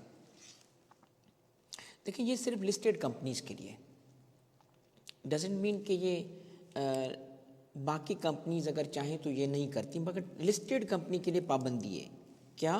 कि उनके पास listed companies are required to appoint, ये लफ्ज़ इंपॉर्टेंट है, इंडिपेंडेंट। इंडिपेंडेंट, ये क्या है इंडिपेंडेंट? जो कंपनी का एम्प्लॉय नहीं होगा। इंडिपेंडेंट तभी होगा ना वो listed companies are required to appoint independent. ठीक है, इंडिपेंडेंट, क्या independent? Share registrar. Share registrar भी एक काम है कि क्या काम करता है? To handle transfer of shares. Listed company में तो आए दिन सेल परचेज होती है, ए ने बी को, बी ने सी को, डी को सेल की, तो फिर वो अपना नाम जब लिखवाते हैं, जब बुक क्लोजर होता है डिविडेंड और बाकी पर्पजेज़ के लिए, तो वो अपना नाम कैसे लिखवाएंगे? तो कहते हैं इस पर्पज़ के लिए ये अपॉइंट किया जाता है। किस पर्पज़ के लिए? ताकि वो ये काम हैंडल करेंगे, ट्रांसफ़र ऑफ शेयर या अदर ऑब्लिगेशंस। कौन सी? एज इशूअर, शेयर इशुएंस होती है ना उस वक्त, आईपीओ हो गया या किसी और सिचुएशन में, तो शेयर्स मेरे नाम के हैं, ठीक है, इसीलिए इसको क्या कहते हैं? Share registrar. वो रजिस्टर करता है इसको कि किसके नाम के हैं, ये कस्टोडियन होगा। In case of listed company all applications for transfer of shares are directed to. आप अगर लिस्टेड कंपनी है तो जो भी बंदा होगा ना, वो इसी रजिस्ट्रार को, कंपनी के रजिस्ट्रार को एप्लीकेशन देगा, कंपनी को नहीं लिखेगा, क्योंकि कंपनी का बंदा नहीं होता, कंपनी का कोई हिस्सा नहीं होता। Okay, name of share registrar कैसे पता चलेगा कि जी कंपनी का रजिस्ट्रार कौन है? एक तो कंपनी की वेबसाइट पे, कंपनी के डॉक्यूमेंट्स पे होता है, मगर ये फिर चूँकि मेंबरों को, जो मेंबर होंगे तो उनको जनरल मीटिंग जब भी होती है तो उसका नोटिस मिलता है, उसमें भी लिखा होता है, तो इजीली पता चल जाता है। अब आपको पता है पाकिस्तान में ये काम कौन करता है? ये शेयर रजिस्ट्रार का ये प्राइवेट कंपनीज करती हैं। मैंने लास्ट टाइम इनको नाम गिने थे, टोटल तो 26, आई एम नॉट श्योर कि इस पर कम ज़्यादा हो गएंगे, 26 के करीब मुझे नाम मिले थे शेयर रजिस्ट्रार के। अब ये क्या है? ये बिजनेस है, बिजनेस है, कंपनी बनाई और उसका काम क्या होगा? शेयर रजिस्ट्रार, बस दैट्स इट। अब आपने पब्लिक लिस्टेड कंपनी से डील करनी होगी। एक शेयर रजिस्ट्रार एक कंपनी का नहीं, 10 कंपनी को सर्विस दे सकता है। कौन सी? Share registration services. तो मुझे पता होगा कि यार ये जो पब्लिक फलानी कंपनी है, पब्लिक लिस्टेड कंपनी है, तो इसका रजिस्ट्रार कौन है? अरे ये तो वही है फलाना एएच प्राइवेट वाले, एएच प्राइवेट वाले, इसके भी शेयर रजिस्ट्रार हैं। इसका मतलब है कि वो कंपनी के कंट्रोल में नहीं है, क्योंकि समझो इस बात को, कंपनी के कंट्रोल में आते तो वो डिविडेंड के लिए ना गड़बड़ कर सकते थे। उसकी एप्लीकेशन आई, उन्होंने कहा नहीं मिली नहीं, हमें नाम पे नहीं डाला, और पुराने बंदे को उन्होंने जो शेयर बेच चुका था उसको डिविडेंड दें। इससे बचने के लिए इंडिपेंडेंट होता है बंदा, इंडिपेंडेंट, और वो ईमानदारी से काम करेगा, उसका इससे कोई कंसर्न नहीं है। आप में से कितनों को पता था इस काम के लिए कि शेयर रजिस्ट्रार होता कौन है, करता क्या है? और शेयर रजिस्ट्रार कंपनियां होती हैं, ये आपको कितनों को पता था? मैंने भी जब इस पर रिसर्च की थी मैं भी हैरान हो गया था। शेयर रजिस्ट्रार बिल्कुल आर्टिफिशियल पर्सन होता है, बल्कि एक्चुअली है ही artificial person. Let me check, अगर एसीसीपी की वेबसाइट से अगर मिल गया ना,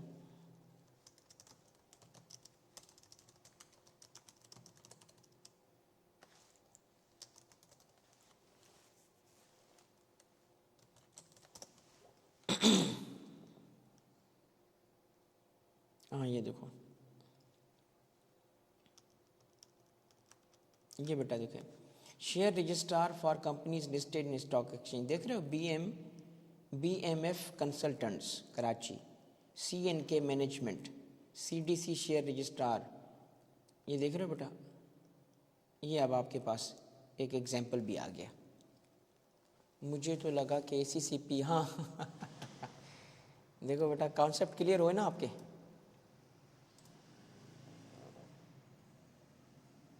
मुझे भी यही कि नेचुरल पर्सन, क्लियर हो गए कॉन्सेप्ट बेटा आपके, और मकसद भी समझ आ गया आपको। डिसाइड कौन करेगा? वो कंपनी करेगी, कंपनी को वो सर्विसेज परचेज करती है इनसे, कंपनी इनकी सर्विसेज परचेज करती है, बीएमएफ से सर्विसेज परचेज करेंगी कि आप हमारे शेयर रजिस्ट्रार हो, कॉन्ट्रैक्ट साइन होगा और पब्लिक कर दिया जाएगा कि जी हमारा शेयर रजिस्ट्रार बीएमएफ है, तो सबको पता होगा बीएमएफ है। हमें अगर अपनी शेयर्स को ट्रांसफ़र करना होगा या हमारे अपने नाम पे ना, बीएमएफ से रब्ता करेंगे, जस्ट लाइक हायरिंग ऑडिटर। बिल्कुल बेटा, था मेंबर डिसाइड करेंगे कंपनी। ओके अब इसको कौन अपॉइंट करेगा? देखिए इस किस्म की चीज़ें ध्यान में रखा करें। इसकी अपॉइंटमेंट कौन करेगा? जैसे अब ये है रजिस्ट्रार, अब ये काम कौन सा है? ये ऑडिटर की तरह नहीं है कि मेंबर्स करें, इससे बोर्ड अपॉइंट करता है, अनलेस कि आर्टिकल में लिखा हो कि ये काम भी। देखो एक बात समझो बेटा, हर चीज़ मेंबर के पास नहीं जाती, ठीक है? तो नॉर्मली जो आमतौर पे प्रैक्टिस है, इसको कौन अपॉइंट करता है? डायरेक्टर, बोर्ड मीटिंग, सिवाय उस वक्त के आर्टिकल में लिखा हो कि मेंबर करेंगे। ठीक है, क्लियर हो गई? डायरेक्टर। हसन सही है बेटा। लास्ट पॉइंट है सोल एजेंट। ये सोल एजेंट क्या होता है और इसको क्यों मना किया गया है? देखिए सोल एजेंट, पहले तो देखिए एजेंट है किस चीज़ का? 3 चीज़ों का। ये है सोल एजेंट, सेल, परचेज और डिस्ट्रीब्यूशन का एजेंट। एजेंट रखने में कोई पाबंदी नहीं है, आप एरिया के लिए एजेंट रख सकते हैं, सोल नहीं हो सकता। क्यों सोल नहीं हो सकता? देखिए अगर मैं area wise north of Pakistan, centre और साउथ ऑफ पाकिस्तान करके उस एरिया के लिए एक एक एजेंट रखूं, कोई पाबंदी नहीं है, बिल्कुल रख सकते हो, क्योंकि आपने सोल नहीं रखा, आपके पास 3 एजेंट्स हैं।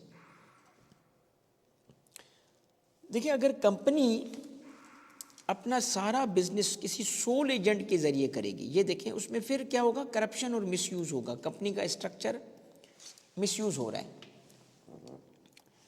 सोल एजेंट रखने पे क्यों पाबंदी है? इसलिए पाबंदी है कि सोल एजेंट के ज़रिए कंपनी, कौन सा एजेंट है, क्या करती है कंपनी इसके थ्रू परचेजेस करती है, परचेज का एजेंट है। या क्या करती है कंपनी? इसके थ्रू सेल करती है। या क्या था? डिस्ट्रीब्यूशन। अब ज़रा सोचो कि कंपनी का सारा जो परचेज एक ही पार्टी करके दे रही है, एक सेल करके दे रही है, एक डिस्ट्रीब्यूशन करके दे रही है, सोल पे पाबंदी है, एजेंट पे नहीं है। अब एजेंट रखना होता है, कौन फैसला करेगा? कंपनी का बोर्ड। और बोर्ड में या तो बोर्ड फैसला करेगा या फिर सीईओ को डेलीगेटेड होगा तो सीईओ करेगा। ठीक है, अब सोचने की बात यह है कि अगर बोर्ड या सीईओ इससे मिसयूज करे, कैसे? कंपनी 100 रुपये की परचेजेस करना चाहती है और सोल एजेंट जो है, चूँकि इनकी परचेजेस करनी ही इन्होंने एजेंट के थ्रू है, वही 100 रुपये की चीज़, एजेंट ने भी तो कुछ कमाना होता है ना, 110 में करके दे रही, तो कंपनी का नुकसान हुआ ना 10 रुपये का। इन अदर वर्ड्स, कंपनी को प्रोटेक्ट करने का मेजर है ये।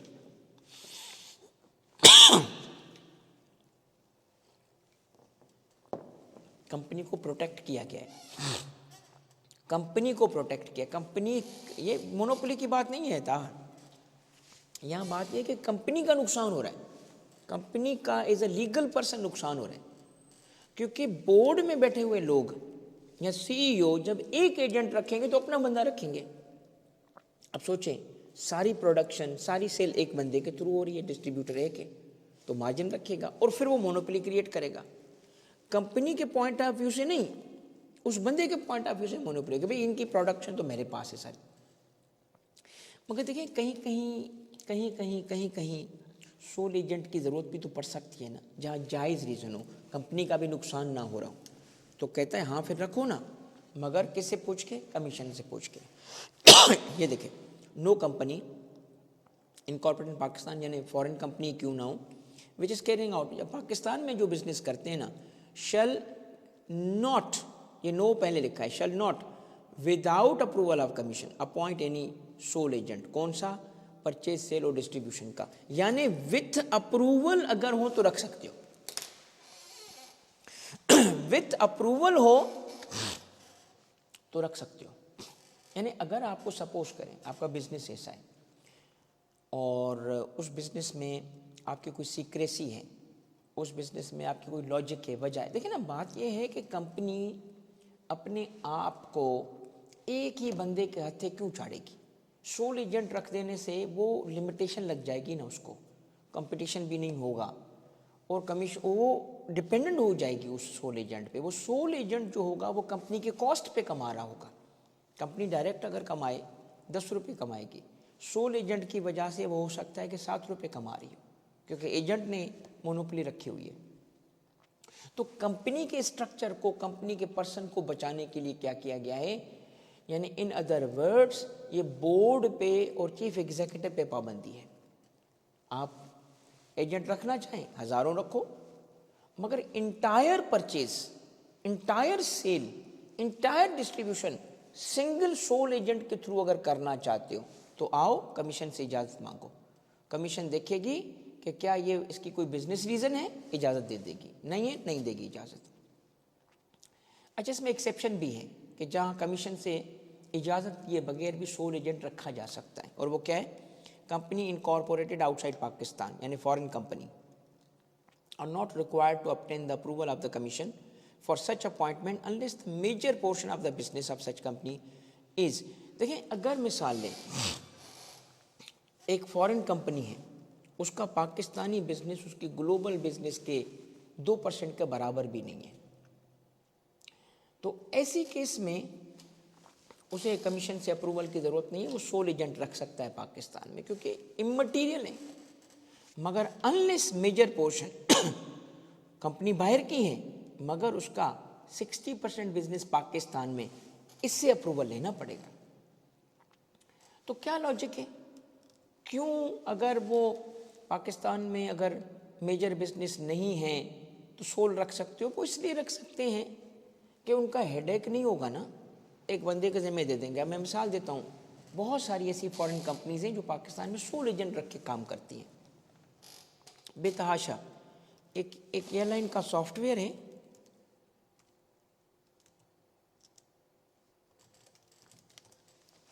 हाँ, ये अमेडियस एक स्पेनिश कंपनी है, और यस ये पाकिस्तान में उसका सोल एजेंट है। बल्कि सही, बिल्कुल सही चीज़ आ गई भाई। अमेडियस का premier aviation services private limited is a sole agent है।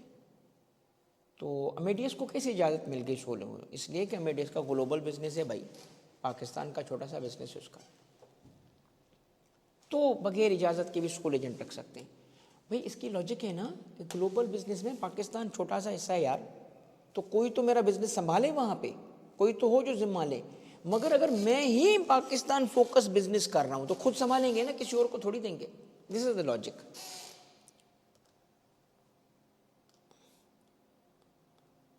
बच्चों चैप्टर कंप्लीट हो गया। Chief executive and other officers वाला, सबसे पहले बताएं, समझ आया?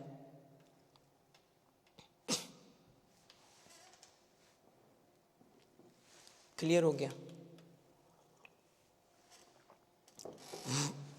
पूरा चैप्टर 2 पेजेस में बेटा, ये मैं आपसे शेयर करता हूँ, अभी अच्छे तरीके से रिवाइज कीजिएगा, ठीक है? अब मैं थोड़ा सा ब्रेक करता हूँ 5 मिनट का, और उसके बाद हम एक प्रैक्टिस करेंगे।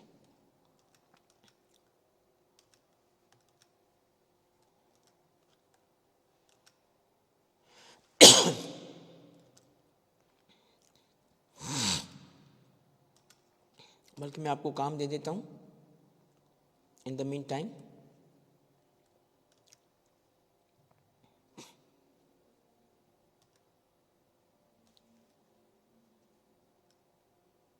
पहले इस सवाल को लिखिए, 2 सवाल पे आपने बेटा प्रैक्टिस करनी है। मास्टर शीट की वजह से आसानी, दोनों चैप्टर याद हो जाएंगे। हो गए, शाबाश यार, ज़बरदस्त, गुड न्यूज़। अच्छा बेटा, ये बस हम थोड़ी सी प्रैक्टिस करेंगे और 7:30 तक क्लास को हम ऑफ करेंगे, ठीक है? अच्छा, पहले इस पे ज़रा थोड़ा सा इसको समझो। Zafar was recently appointed as director of HP, a listed company, in March 2018. The board of directors came to know Zafar had been declared as defaulter by High Court. Kaleem is the director of Behal Limited. On first, Kaleem went abroad on a personal trip and returned back on 15th. He was unable to attend 5 minutes. ये हमने discuss किया था, ये सवाल, ये आप चलो home assignment में कर लो बेटा, ये होम असाइनमेंट में कर लें। ये नया सवाल है, ये थोड़ा केस स्टडी टाइप है। On 1st February 2014, Golden Silk Limited, a listed company, acquired 80% shares of White Silk Limited, an unlisted company. On acquisition of controlling interest, directors of GCL intend to appoint 2 nominee directors on the board of WSL, which at present consists of 4 directors. The existing directors of WSL were elected in the last general meeting. Second, appoint a new chief executive. However, the existing directors and chief executive claim that they cannot be removed because they have been appointed for a period of 3 years. These individuals also state that the appointment are in accordance with the articles of the company. In the light of the provisions of Companies Act, discuss whether GSL can appoint new. ये case study है बेटा, ठीक है, ये वाला सवाल करें आप, इसको जरा अटेम्प्ट कर लें। अधीन, इसके बाद हम मीटिंग्स को कवर करेंगे। मीटिंग्स सबसे इम्पोर्टेंट चैप्टर पहले कवर करेंगे, ठीक है, मीटिंग्स का, क्योंकि ये बड़े बड़े चैप्टर्स हैं आपके पास। मीटिंग भी कवर हो गया ना, और इंशाल्लाह मीटिंग भी इसी तरह ज़बरदस्त किस्म के फ्लो चार्ट्स हैं, वो आपको मिल जाएगा, तो आपके पास आसानी हो जाएगी। फिर जो चैप्टर्स हैं वो आप देखेंगे कि बहुत सारे चैप्टर छोटे छोटे हैं, बहुत सारे। तो ऑर्डर हमने ये रखा है कि इम्पोर्टेंट को पहले करें। बेटा ये मेल जो है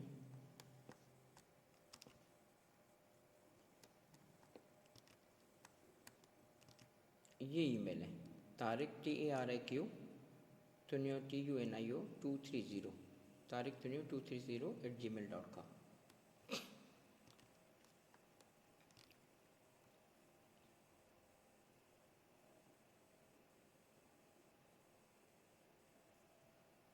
इसको डिस्कस करें बेटा। हाँ तारिक नहीं बेटा, हसन TUNIO, TA नहीं बेटा, तारिक में T भी छोटा होगा, तारिक TUNIO, आपने TA लिख दिया है, TUNIO 230, ठीक है बेटा। इसको डिस्कस करें, इस सवाल को, जो जवाब आया हमारे पास।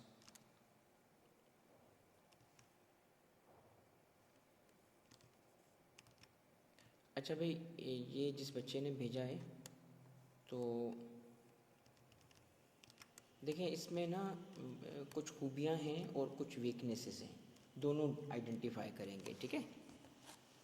पहली बात यह है कि सवाल की रिक्वायरमेंट क्या है, सवाल किस कैटेगरी का है, आए ज़रा उस पर एक दफ़ा गो थ्रू करते हैं। सवाल ये है कि on 1st February 2014, Golden Silk Limited, a listed company, acquired 80% shares of White Silk Limited, WSL, an unlisted company. On acquisition of controlling interest, directors of GSL intend to की facts क्या थे,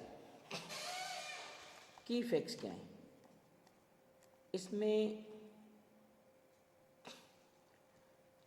1 फरवरी 2014 की कोई इम्पोर्टेंस है, ये कोई देखें ना, आपको याद होगा मैंने आपको इस पे पूरा एक सेशन दिया था कि केस स्टडीज़ को या केस प्रॉब्लम्स को कैसे सॉल्व करते हैं। उसमें जब तक आप लीगल क्वेश्चन या लीगल इशू नहीं आइडेंटिफाई करेंगे, आप सही जवाब नहीं लिख सकते। तो जब आप लीगल क्वेश्चन या लीगल इशू आइडेंटिफाई कर लिया, तो उससे रेलिवेंट फैक्ट्स इंपॉर्टेंट होते हैं, और जो फैक्ट्स उससे रेलिवेंट नहीं है उसकी कोई इंपॉर्टेंस नहीं होती, ठीक है। तो 1 फरवरी 2014 एक इरेलीवेंट फैक्ट है, ठीक है। गोल्डन सिल्क का लिस्टेड होना भी इरेलीवेंट है, ओके। ये बहुत इम्पॉर्टेंट है, 80% कंट्रोलिंग शेयर, ये एक बहुत इम्पॉर्टेंट है। फिर वाइट सिल्क का अनलिस्टेड होना भी इरेलीवेंट है, क्योंकि इससे फ़र्क नहीं पड़ेगा अगर वो लिस्टेड भी होते हैं, यानी जो सवाल जिससे चेंज हो जाए, जवाब जिससे चेंज हो जाए। अगर यही 80% की जगह वो 5% लिखता तो फिर जवाब चेंज हो जाता, यकीनन। 80% की जगह अगर 30 लिखता तो भी हमारा जवाब मुख्तलिफ हो सकता था। तो इस पूरे फैक्ट्स में what is the most important significant fact कि कंट्रोलिंग इंटरेस्ट आ चुका है GSL के पास, तो जो बोर्ड एग्जिस्ट कर रहा है, जो बोर्ड एग्जिस्ट कर रहा है उस वक्त, ये बोर्ड एग्जिस्ट कर रहा है, उस पे वो 2 नॉमिनी डायरेक्टर रखना चाहते हैं, ओके।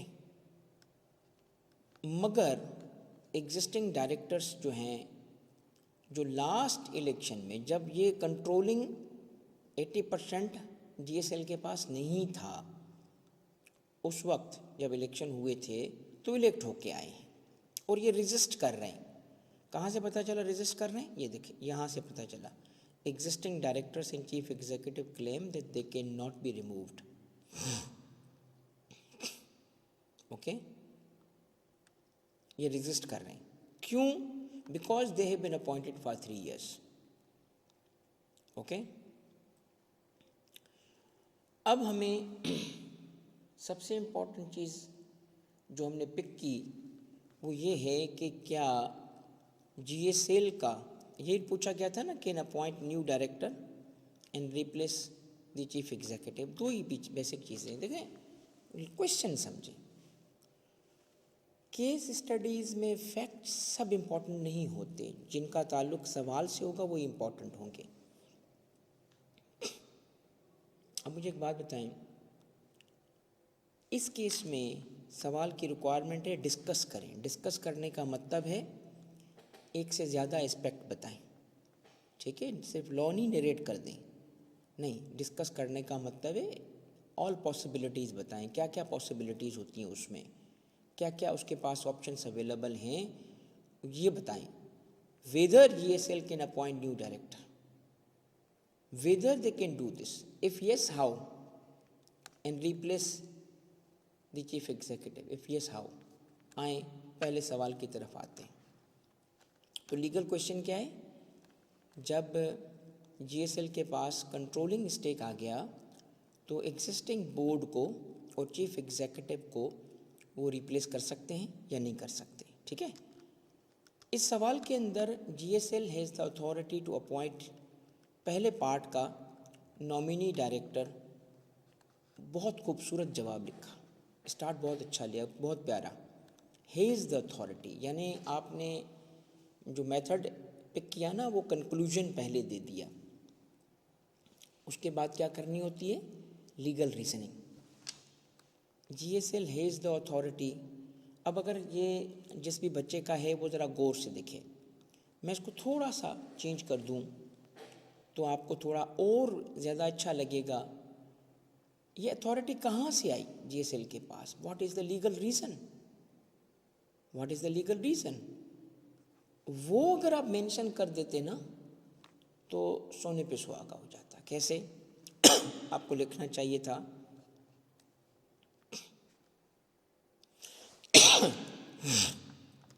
ये लिखना चाहिए था, स्टार्ट भी या कहीं पे भी आपको ये लिखना चाहिए था, सिंस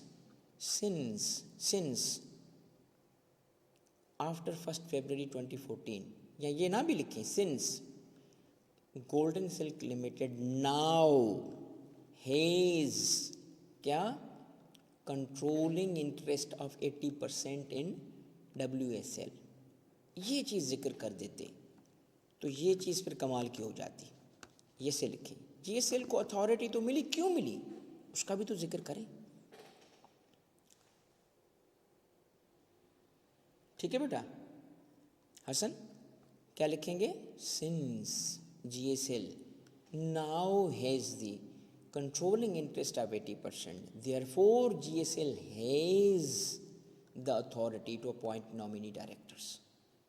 ओके, क्यों लॉ में क्या लिखा है? लॉ में लिखा है, याद है नॉमिनी वाला हमने पढ़ा था, मैंने बल्कि उसकी पूरी जो टाइप ऑफ डायरेक्टर्स थे, first director, subsequent directors, elected directors, उसमें पूरी, इसमें एक नॉमिनी डायरेक्टर भी लिखा था। और आगे क्या लिखा था उसमें कि गवर्नमेंट, ओके, या कोई कॉरपोरेट बॉडी नॉमिनेट भी कर सकती है डायरेक्टर। अब वो नॉमिनेट करने की बाकी चीज़ें भी हैं मगर सारी इसमें रेलिवेंट नहीं थी। तो yes, the point is GSL has the authority, तो ये इसलिए मैंने कहा बड़ा खूबसूरत लिखा है। अब आते हैं because of this purpose GSL remove existing directors through resolution, fix number of elected directors, GSL nominee director considered for calculation of minimum. अब आपको पता है ये सारे इररेलेवेंट आर्ग्यूमेंट्स हैं, सारे हैं तो पॉइंट्स बड़े इंपॉर्टेंट और नोट्स में भी मौजूद थे। यही रीज़न होती है मार्क्स कम होने की कि नोट्स की सारी बातें लिख देना। अब मेरी बात साबित हो रही है जो मैंने लास्ट सेशन में आपको बताई थी, केस पे फोकस ही नहीं रखा आपने, और यही बात एग्जामिनर भी रो रहे होते हैं कि बच्चा नोट्स लिख के आता है, सवाल का जवाब नहीं लिखता। Fix number of elected directors, इसकी तो बात ही नहीं हो रही। इस केस में कहीं पे भी इसका जिक्र नहीं है कि नंबर चेंज करना है कि नहीं करना। GSL रिमूव एग्जिस्टिंग डायरेक्टर्स, कैसे? Through resolution. कौन सी रेजोल्यूशन? कहाँ? वो तो अभी GSL के तो डायरेक्टर हैं ही नहीं बोर्ड में, और आपने सवाल में देखा था इंटेंड्स, तो जनरल मीटिंग कॉल करके उसमें उनको रिमूव करने की आप शायद बात कर रहे हैं, क्योंकि वो कौन है? GSL अब 80% शेयर होल्डर हो चुका है, ऐसा ही ना? Okay, but is a good effort, is a good effort, ये इम्प्रूव होगी बेटा, थोड़ा और लिखेंगे ना। अपॉइंट न्यू CEO, अब ये टिपिकल स्टूडेंट का तरीका है लिखने का, बात मुकम्मल ही नहीं हो रही। अपॉइंट न्यू CEO, कौन अपॉइंट करेगा? अजम्पशन क्यों ले रहे हो कि GSL करेगा? लीगल लैंग्वेज में बेटा ये बहुत बड़ा प्रॉब्लम होता है कि बात मुकम्मल लिखते हैं, स्पेसिफिक रहते हैं। इन दिस सिचुएशन लिखें, जैसे आपने ऊपर बात लिखी थी ना, ये GSL हैज़ द अथॉरिटी, ऐसे ही लिखना होगा बेटा। Appoint new CEO in general meeting regardless of any provision regarding the time period fix for. Again start बड़ा अच्छा, बट लॉजिक का, लीगल लॉजिक का ताल्लुक नहीं है इतना ज़्यादा। कैसे? ये देखिए सवाल के अंदर क्या रिक्वायरमेंट थी। सवाल में ये है कि न्यू CEO, अब आपने इस पे क्यों नहीं कमेंट किया? अब थोड़ा टच किया है आपने, मगर उसको प्रॉपरली थ्रेश आउट नहीं किया कि दोनों डायरेक्टर और CEO क्या कह रहे हैं। वो कह रहे हैं कि आप रिमूव नहीं कर सकते उनको, क्योंकि आर्टिकल के मुताबिक उनका इलेक्शन हुआ है। ओके, आर्टिकल के मुताबिक उनका पीरियड 3 साल का है। तो हमें बताना क्या था कि 3 साल से पहले भी CEO रिमूव किया जा सकता है, ठीक है ना। CEO के पॉइंट में आपको क्या लिखना चाहिए था कि CEO का ये कहना कि 3 साल से पहले उसको नहीं रिमूव किया जा सकता क्योंकि उसका टर्म 3 साल का है, is not a correct position in the eyes of the law, क्योंकि CEO can be removed. Okay,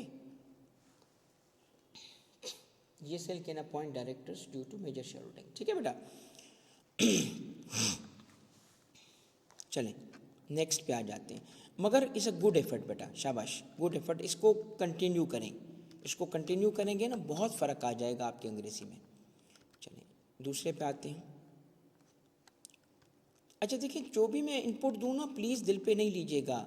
मैं आपको डे 1 से बोल चुका हूँ कि ये आपकी इम्प्रूवमेंट के लिए है, और जहाँ मुझे कोई ऐसी चीज़ नज़र आती है ना, मैं लाजमन आपको बताऊँगा बेटा, क्योंकि अभी आपका टाइम है इम्प्रूव करने का, ठीक है। अच्छा, सेकंड जो है वो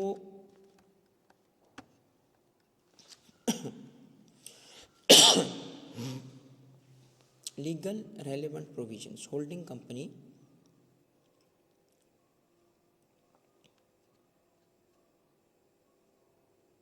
ओके।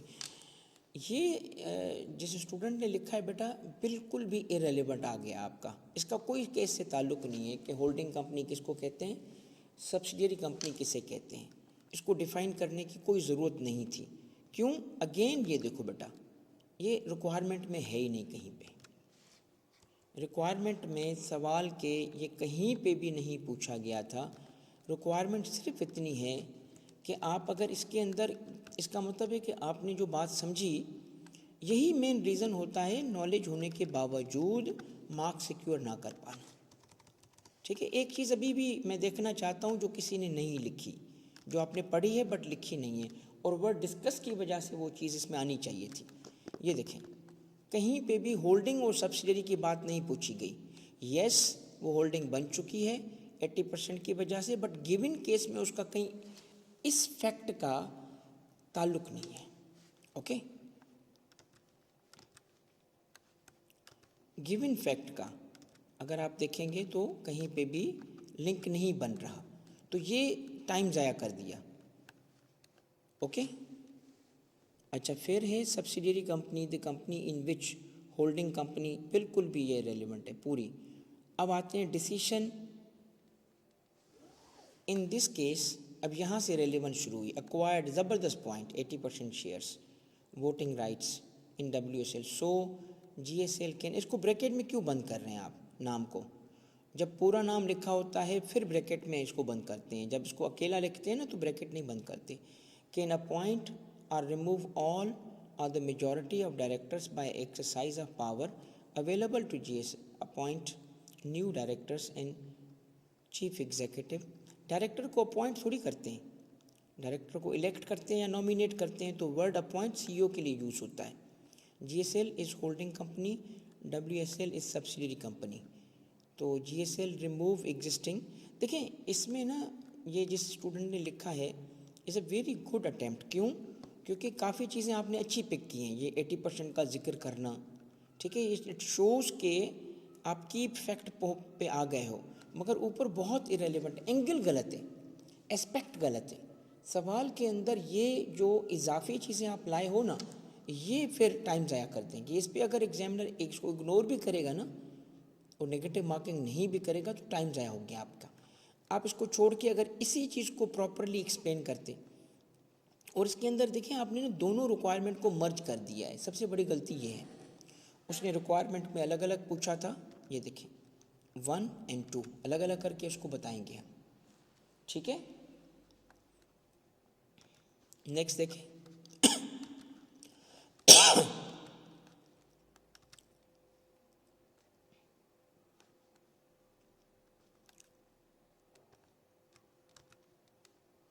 अच्छा अब इसमें आ जाएं तो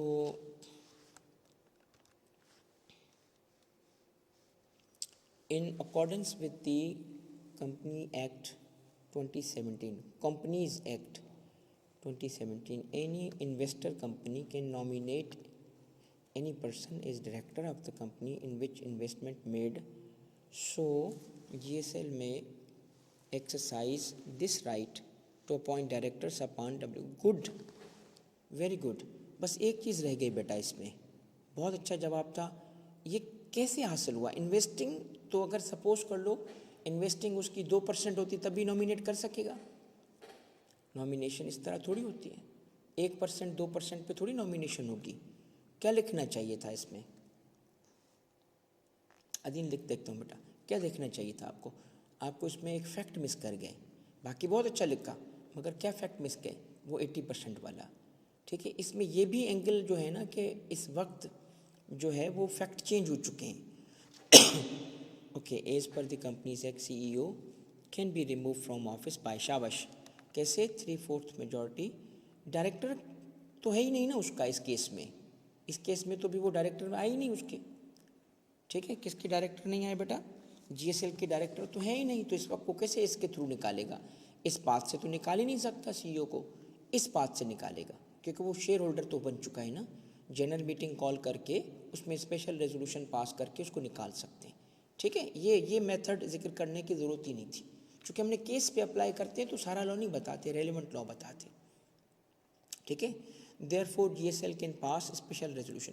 अब इसमें कुछ चीज़ें थोड़ा सी अगर आप बताते तो और बेहतर हो जाता। इसके अंदर ये है कि ये जो पॉइंट ऑफ व्यू ले रहे हैं ये सही है या गलत है, ये क्यों नहीं इस पर कमेंट किया आपने? ये कि 3 साल तक हैं और हम आर्टिकल के मुताबिक आए हैं तो मैं नहीं रिमूव कर सकती, इस पर क्यों नहीं कमेंट कर रहे? क्योंकि सवाल में रिक्वायरमेंट है डिस्कस की, तो आपने तो इसको डिस्कस किया ही नहीं। इसको डिस्कस करना चाहिए था ना कि ये बात इनकी दुरुस्त नहीं है, तब जाके आपको इसमें ज़्यादा मार्क्स मिलेंगे। सिर्फ लॉ स्टेट करना इस किस्म के सवालों में अच्छे नंबर नहीं दिलाता, ठीक है बेटा। जिसने लिखा था ये फीडबैक प्लीज़ नोट करें, ताकि सेकंड टाइम जब आप लिखेंगे ना इसी सवालों को तो आपका बहुत बेहतर जवाब आएगा। चलिए ये आखिरी है, उसको देखते हैं। As per the Companies Act 2017, new director can be appointed by excellent, ये पॉइंट था जो अभी तक किसी ने जिक्र नहीं किया था, fresh elections. This was what I was looking for. On having majority share holding required for being director, process of removal of existing director is to pass resolution. In this case, as per GSL, 80% of the shares they can appoint their nominee director, giving majority votes to. नहीं, mix up हो गया है, mix up हो गया है, बहुत mix up हो गया है. इसमें बातें ज़बरदस्त पॉइंट लिखा, बट देखिए वो नॉमिनेट कर रहा है, नॉमिनेशन है, इलेक्शन थोड़ी है. इसका मतलब ये दो अलग बातें हैं, थोड़ी क्लियर करके लिखनी थी. अब आइडियल जवाब क्या था, इसके अंदर दो तरीके से हम कह सकते हैं. हम सबसे पहले जिक्र करते कि जीएसएल को ये बिल्कुल अथॉरिटी हासिल है कि वो अपने 2 डायरेक्टर नॉमिनेट कर सकती है, क्योंकि कंपनीज एक्ट इसकी इजाज़त देता है कि गवर्नमेंट या कोई कंपनी अगर उसके पास ये कंट्रोलिंग राइट्स हों तो फिर वो बजाय इलेक्शन के अपना नॉमिनेशन के ज़रिए भी डायरेक्टर ला सकते हैं. मगर उस केस में जब इलेक्शन होगा तो उनके वोट्स कम हो जाएंगे, क्योंकि वो पहले ही अपना एक डायरेक्टर नॉमिनेशन के थ्रू बिठा सके. क्यों नॉमिनेशन के थ्रू बिठाए? क्योंकि उनके पास सब्सटेंशियल वैसे ही उनका बंदा आ जाएगा. तो एक तरीका क्या है, बाय नॉमिनेशन. और डायरेक्टर का ये कहना कि चूँकि हम इलेक्टेड है 3 साल के लिए है, ये दुरुस्त नहीं है, क्योंकि उनको जो अब सिचुएशन है वो चेंज हो चुकी है, 80% कंट्रोल चला गया है उसके पास. सेकंड मेथड ये भी जिक्र करना चाहिए था एज ए सेपरेट, कि जीएसएल के पास एक और रास्ता है. वो अगर नॉमिनेट करने के बजाय, अगर नॉमिनेशन में उसको कोई दिक्कत आ रही है तो नॉमिनेट करने के बजाय वो फ्रेश इलेक्शन डिमांड कर सकता है. रिमेंबर, हमने पढ़ा था फ्रेश इलेक्शन भी डिमांड होते हैं. फिर कितने दिनों में कंपनी के बोर्ड को, किसी को याद है कितने दिनों में इलेक्शन कराने पड़ेंगे फ्रेश? शाबाश तला, ज़बरदस्त यार, 30 साल, शाबाश, 30 दिन में उनको इलेक्शन कराने पड़ेंगे. तो आप उसको 2 अल्टरनेटिव देते, ठीक है. आप जीएसएल को 2 अल्टरनेटिव देते, कहते बिल्कुल सही है, जीएसएल बिल्कुल सही कह रहा है, जीएसएल को ये राइट है. मगर उसका पहला तरीका क्या है कि वो नॉमिनेट कर दे, और दूसरा तरीका क्या है, वो फ्रेश इलेक्शन डिमांड कर दे. दोनों ज़रिए से वो अपना डायरेक्टर बोर्ड की कंपोजिशन चेंज कर सकता है, ठीक है. फिर आई second, replacement of chief executive, where is CE is, ये पूरा लिखा करें, ये हम नोट्स में सीई लिखते हैं, बट आप पूरा लिखा करो. Chief executive is claiming he is appointed for 3 years and written in the articles. In this case, directors can replace the CE. Director तो है ही नहीं ना इसमें, डायरेक्टर का क्यों जिक्र कर रहे हैं? मैंने कहा बहुत अच्छा लिया है. देखिए मैं एक बात बताऊँ, ये बातें बड़ी अच्छी ला रहे हो आप लोग.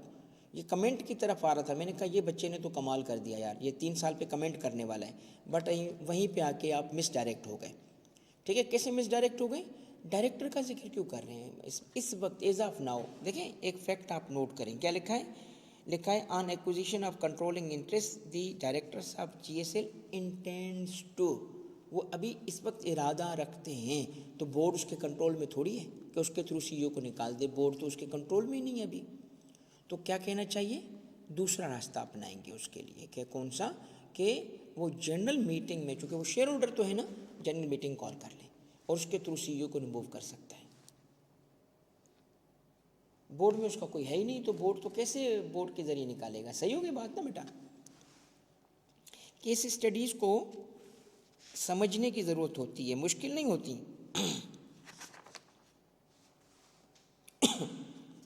अब इसमें ना एक बात समझने की थी, रिक्वायरमेंट को जब भी कहे ना डिस्कस, तो देखिए डिस्कस तो करो. डिस्कस करने का मतलब क्या है? इधर उसको 2 ऑप्शन है. एक ऑप्शन क्या था कि वो नॉमिनेट करे बिकॉज उसके पास कंट्रोलिंग स्टेक है. दूसरा क्या था? फ्रेश इलेक्शन कॉल कर ले, और वो 30 दिन में होना होगा. इलेक्ट कराए अपने नए डायरेक्टर्स को, ठीक है. ये डिस्कस कर रहे हैं हम, ठीक है. फिर यहाँ चीफ एग्जीक्यूटिव का पॉइंट ऑफ व्यू सही नहीं है. क्यों नहीं है? क्योंकि 3 साल का कोई उसका परमानेंट सिक्योर टेन्योर नहीं है. उससे पहले उसको रिमूव किया जा सकता है. कौन रिमूव कर सकता है उसको? अब गिवन फैक्ट्स के अंदर हम बात करेंगे. गिवन फैक्ट्स क्या है? जीएसएल चूँकि बोर्ड उसके कंट्रोल में नहीं है, तो हम कहेंगे कि GSL उसको रिमूव कर सकता है। कैसे रिमूव करेगा? एक EGM कॉल करके। EGM तो फिर सबर इंतज़ार करना पड़ेगा, तो उसके लिए GSL जो है इस वक्त क्या कॉल करेगा, चूँकि मोर देन 10% है, ये EGM कॉल कर लेगा। EGM कॉल करके उसको रिमूव कर सकता है। सेट है बच्चों? आई होप कि बेटा ये थोड़ी सी प्रैक्टिस अब आपको इनपुट की वजह से अब चीज़ें आसान हो गई होंगी। ठीक है, आर्टिकल में लिखा होना गारंटी नहीं थी। ठीक है, ये हमने पढ़ा था।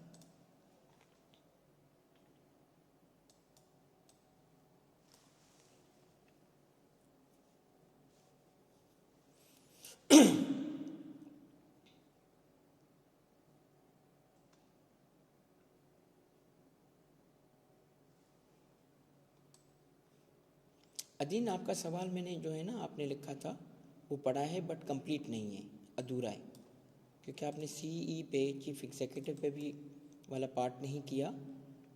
इनिशियल पार्ट बहुत अच्छा है कि GSL can appoint nominee director due to majority share holding. ठीक है, मगर इसमें जो नंबर की बात है ना, नंबर की बात की ज़रूरत नहीं थी। रीअटेम्प्ट करेंगे। ठीक है बेटा। अदीन, कंप्लीट सवाल इसमें चीफ एग्जीक्यूटिव पर लिख कर मुझे शेयर करना। ठीक है, इधर नहीं लिखा। ओके, चलें बेटा, थैंक यू बेटा, जज़ाकल्लाह। थोड़ी सी इस पे एफर्ट बढ़ाएं, प्रैक्टिस पे एफर्ट बढ़ाएं। ठीक है, और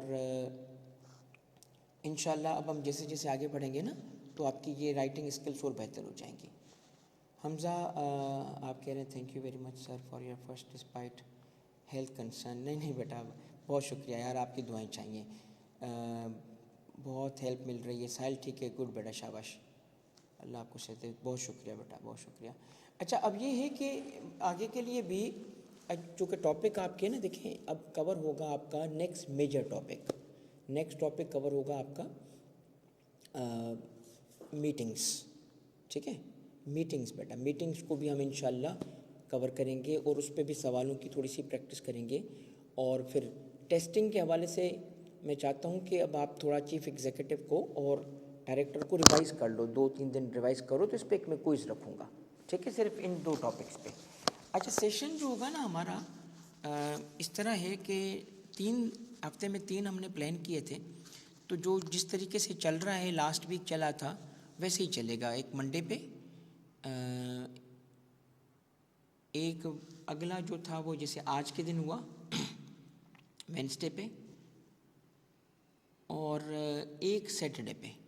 ठीक है, या अगर आप वैसे ग्रुप में जो एक्टिव हैं, अगर थोड़ा सा मोस्टली यही चलेगा, मगर अगर शेड्यूल थोड़ा सा आगे पीछे होता है तो ग्रुप में आपको टाइम टेबल बता दिया जाएगा। ठीक है, चलें, अब मैं आपको इंशाल्लाह कोशिश करूँगा कि जो अपना नेक्स्ट सेशन होगा हमारा वो मीटिंग पे, उसको हम इंशाल्लाह सारे पर्पसेस यानी लर्निंग भी और प्रैक्टिस भी और टेस्टिंग भी विद इन 3 सेशंस करेंगे। ठीक है, ताकि फिर बाकी चैप्टर्स बहुत छोटे हैं बेटा, बहुत आसान है, और आप देखेंगे कि 2-2 पेजेस के अंदर, 3-3 पेजेस के अंदर उसके सारे चैप्टर आ रहे हैं। तो इसीलिए मैंने सबसे बड़े टॉपिक्स को और सबसे ज़्यादा कॉम्प्लेक्स टॉपिक को पहले उठाया है। तो होपफुली हम इंशाल्लाह महीने में ये इसको कवर कर लेंगे। ठीक है, जज़ाकल्लाह बेटा। मैं इंशाल्लाह एक आध दिन के अंदर आपसे कोशिश करूँगा कि ये जो इन एडवांस, क्योंकि असल में ना मैं इसको रिवाइज़ इतना करता हूँ शीट्स को, मुझे सेटिस्फेक्शन नहीं मिलती ना जब तक कि वो बिल्कुल मास्टरपीस ना बन जाए। अब आप देखें वो जो आपके पास इस वक्त डायरेक्टर वाली शीट है, तो वो इस ब्यूटी इन अ वे। तो क्योंकि मैंने इसको भी आज ना 2-3 दिन से बैठ के रिवाइज़ किया है, ताकि कम से कम वर्ड्स हों और कंसाइज वे में विजुअली चीज़ सामने आ जाए। तो इसीलिए मैं मीटिंग का भी कोशिश तो करूँगा कि पहले शेयर कर दूँ, वरना सैटरडे पे लाजमन शेयर कर दूँगा। ठीक है, चलें बेटा, थैंक यू बेटा, जज़ाकल्लाह, अल्लाह हाफ़िज़।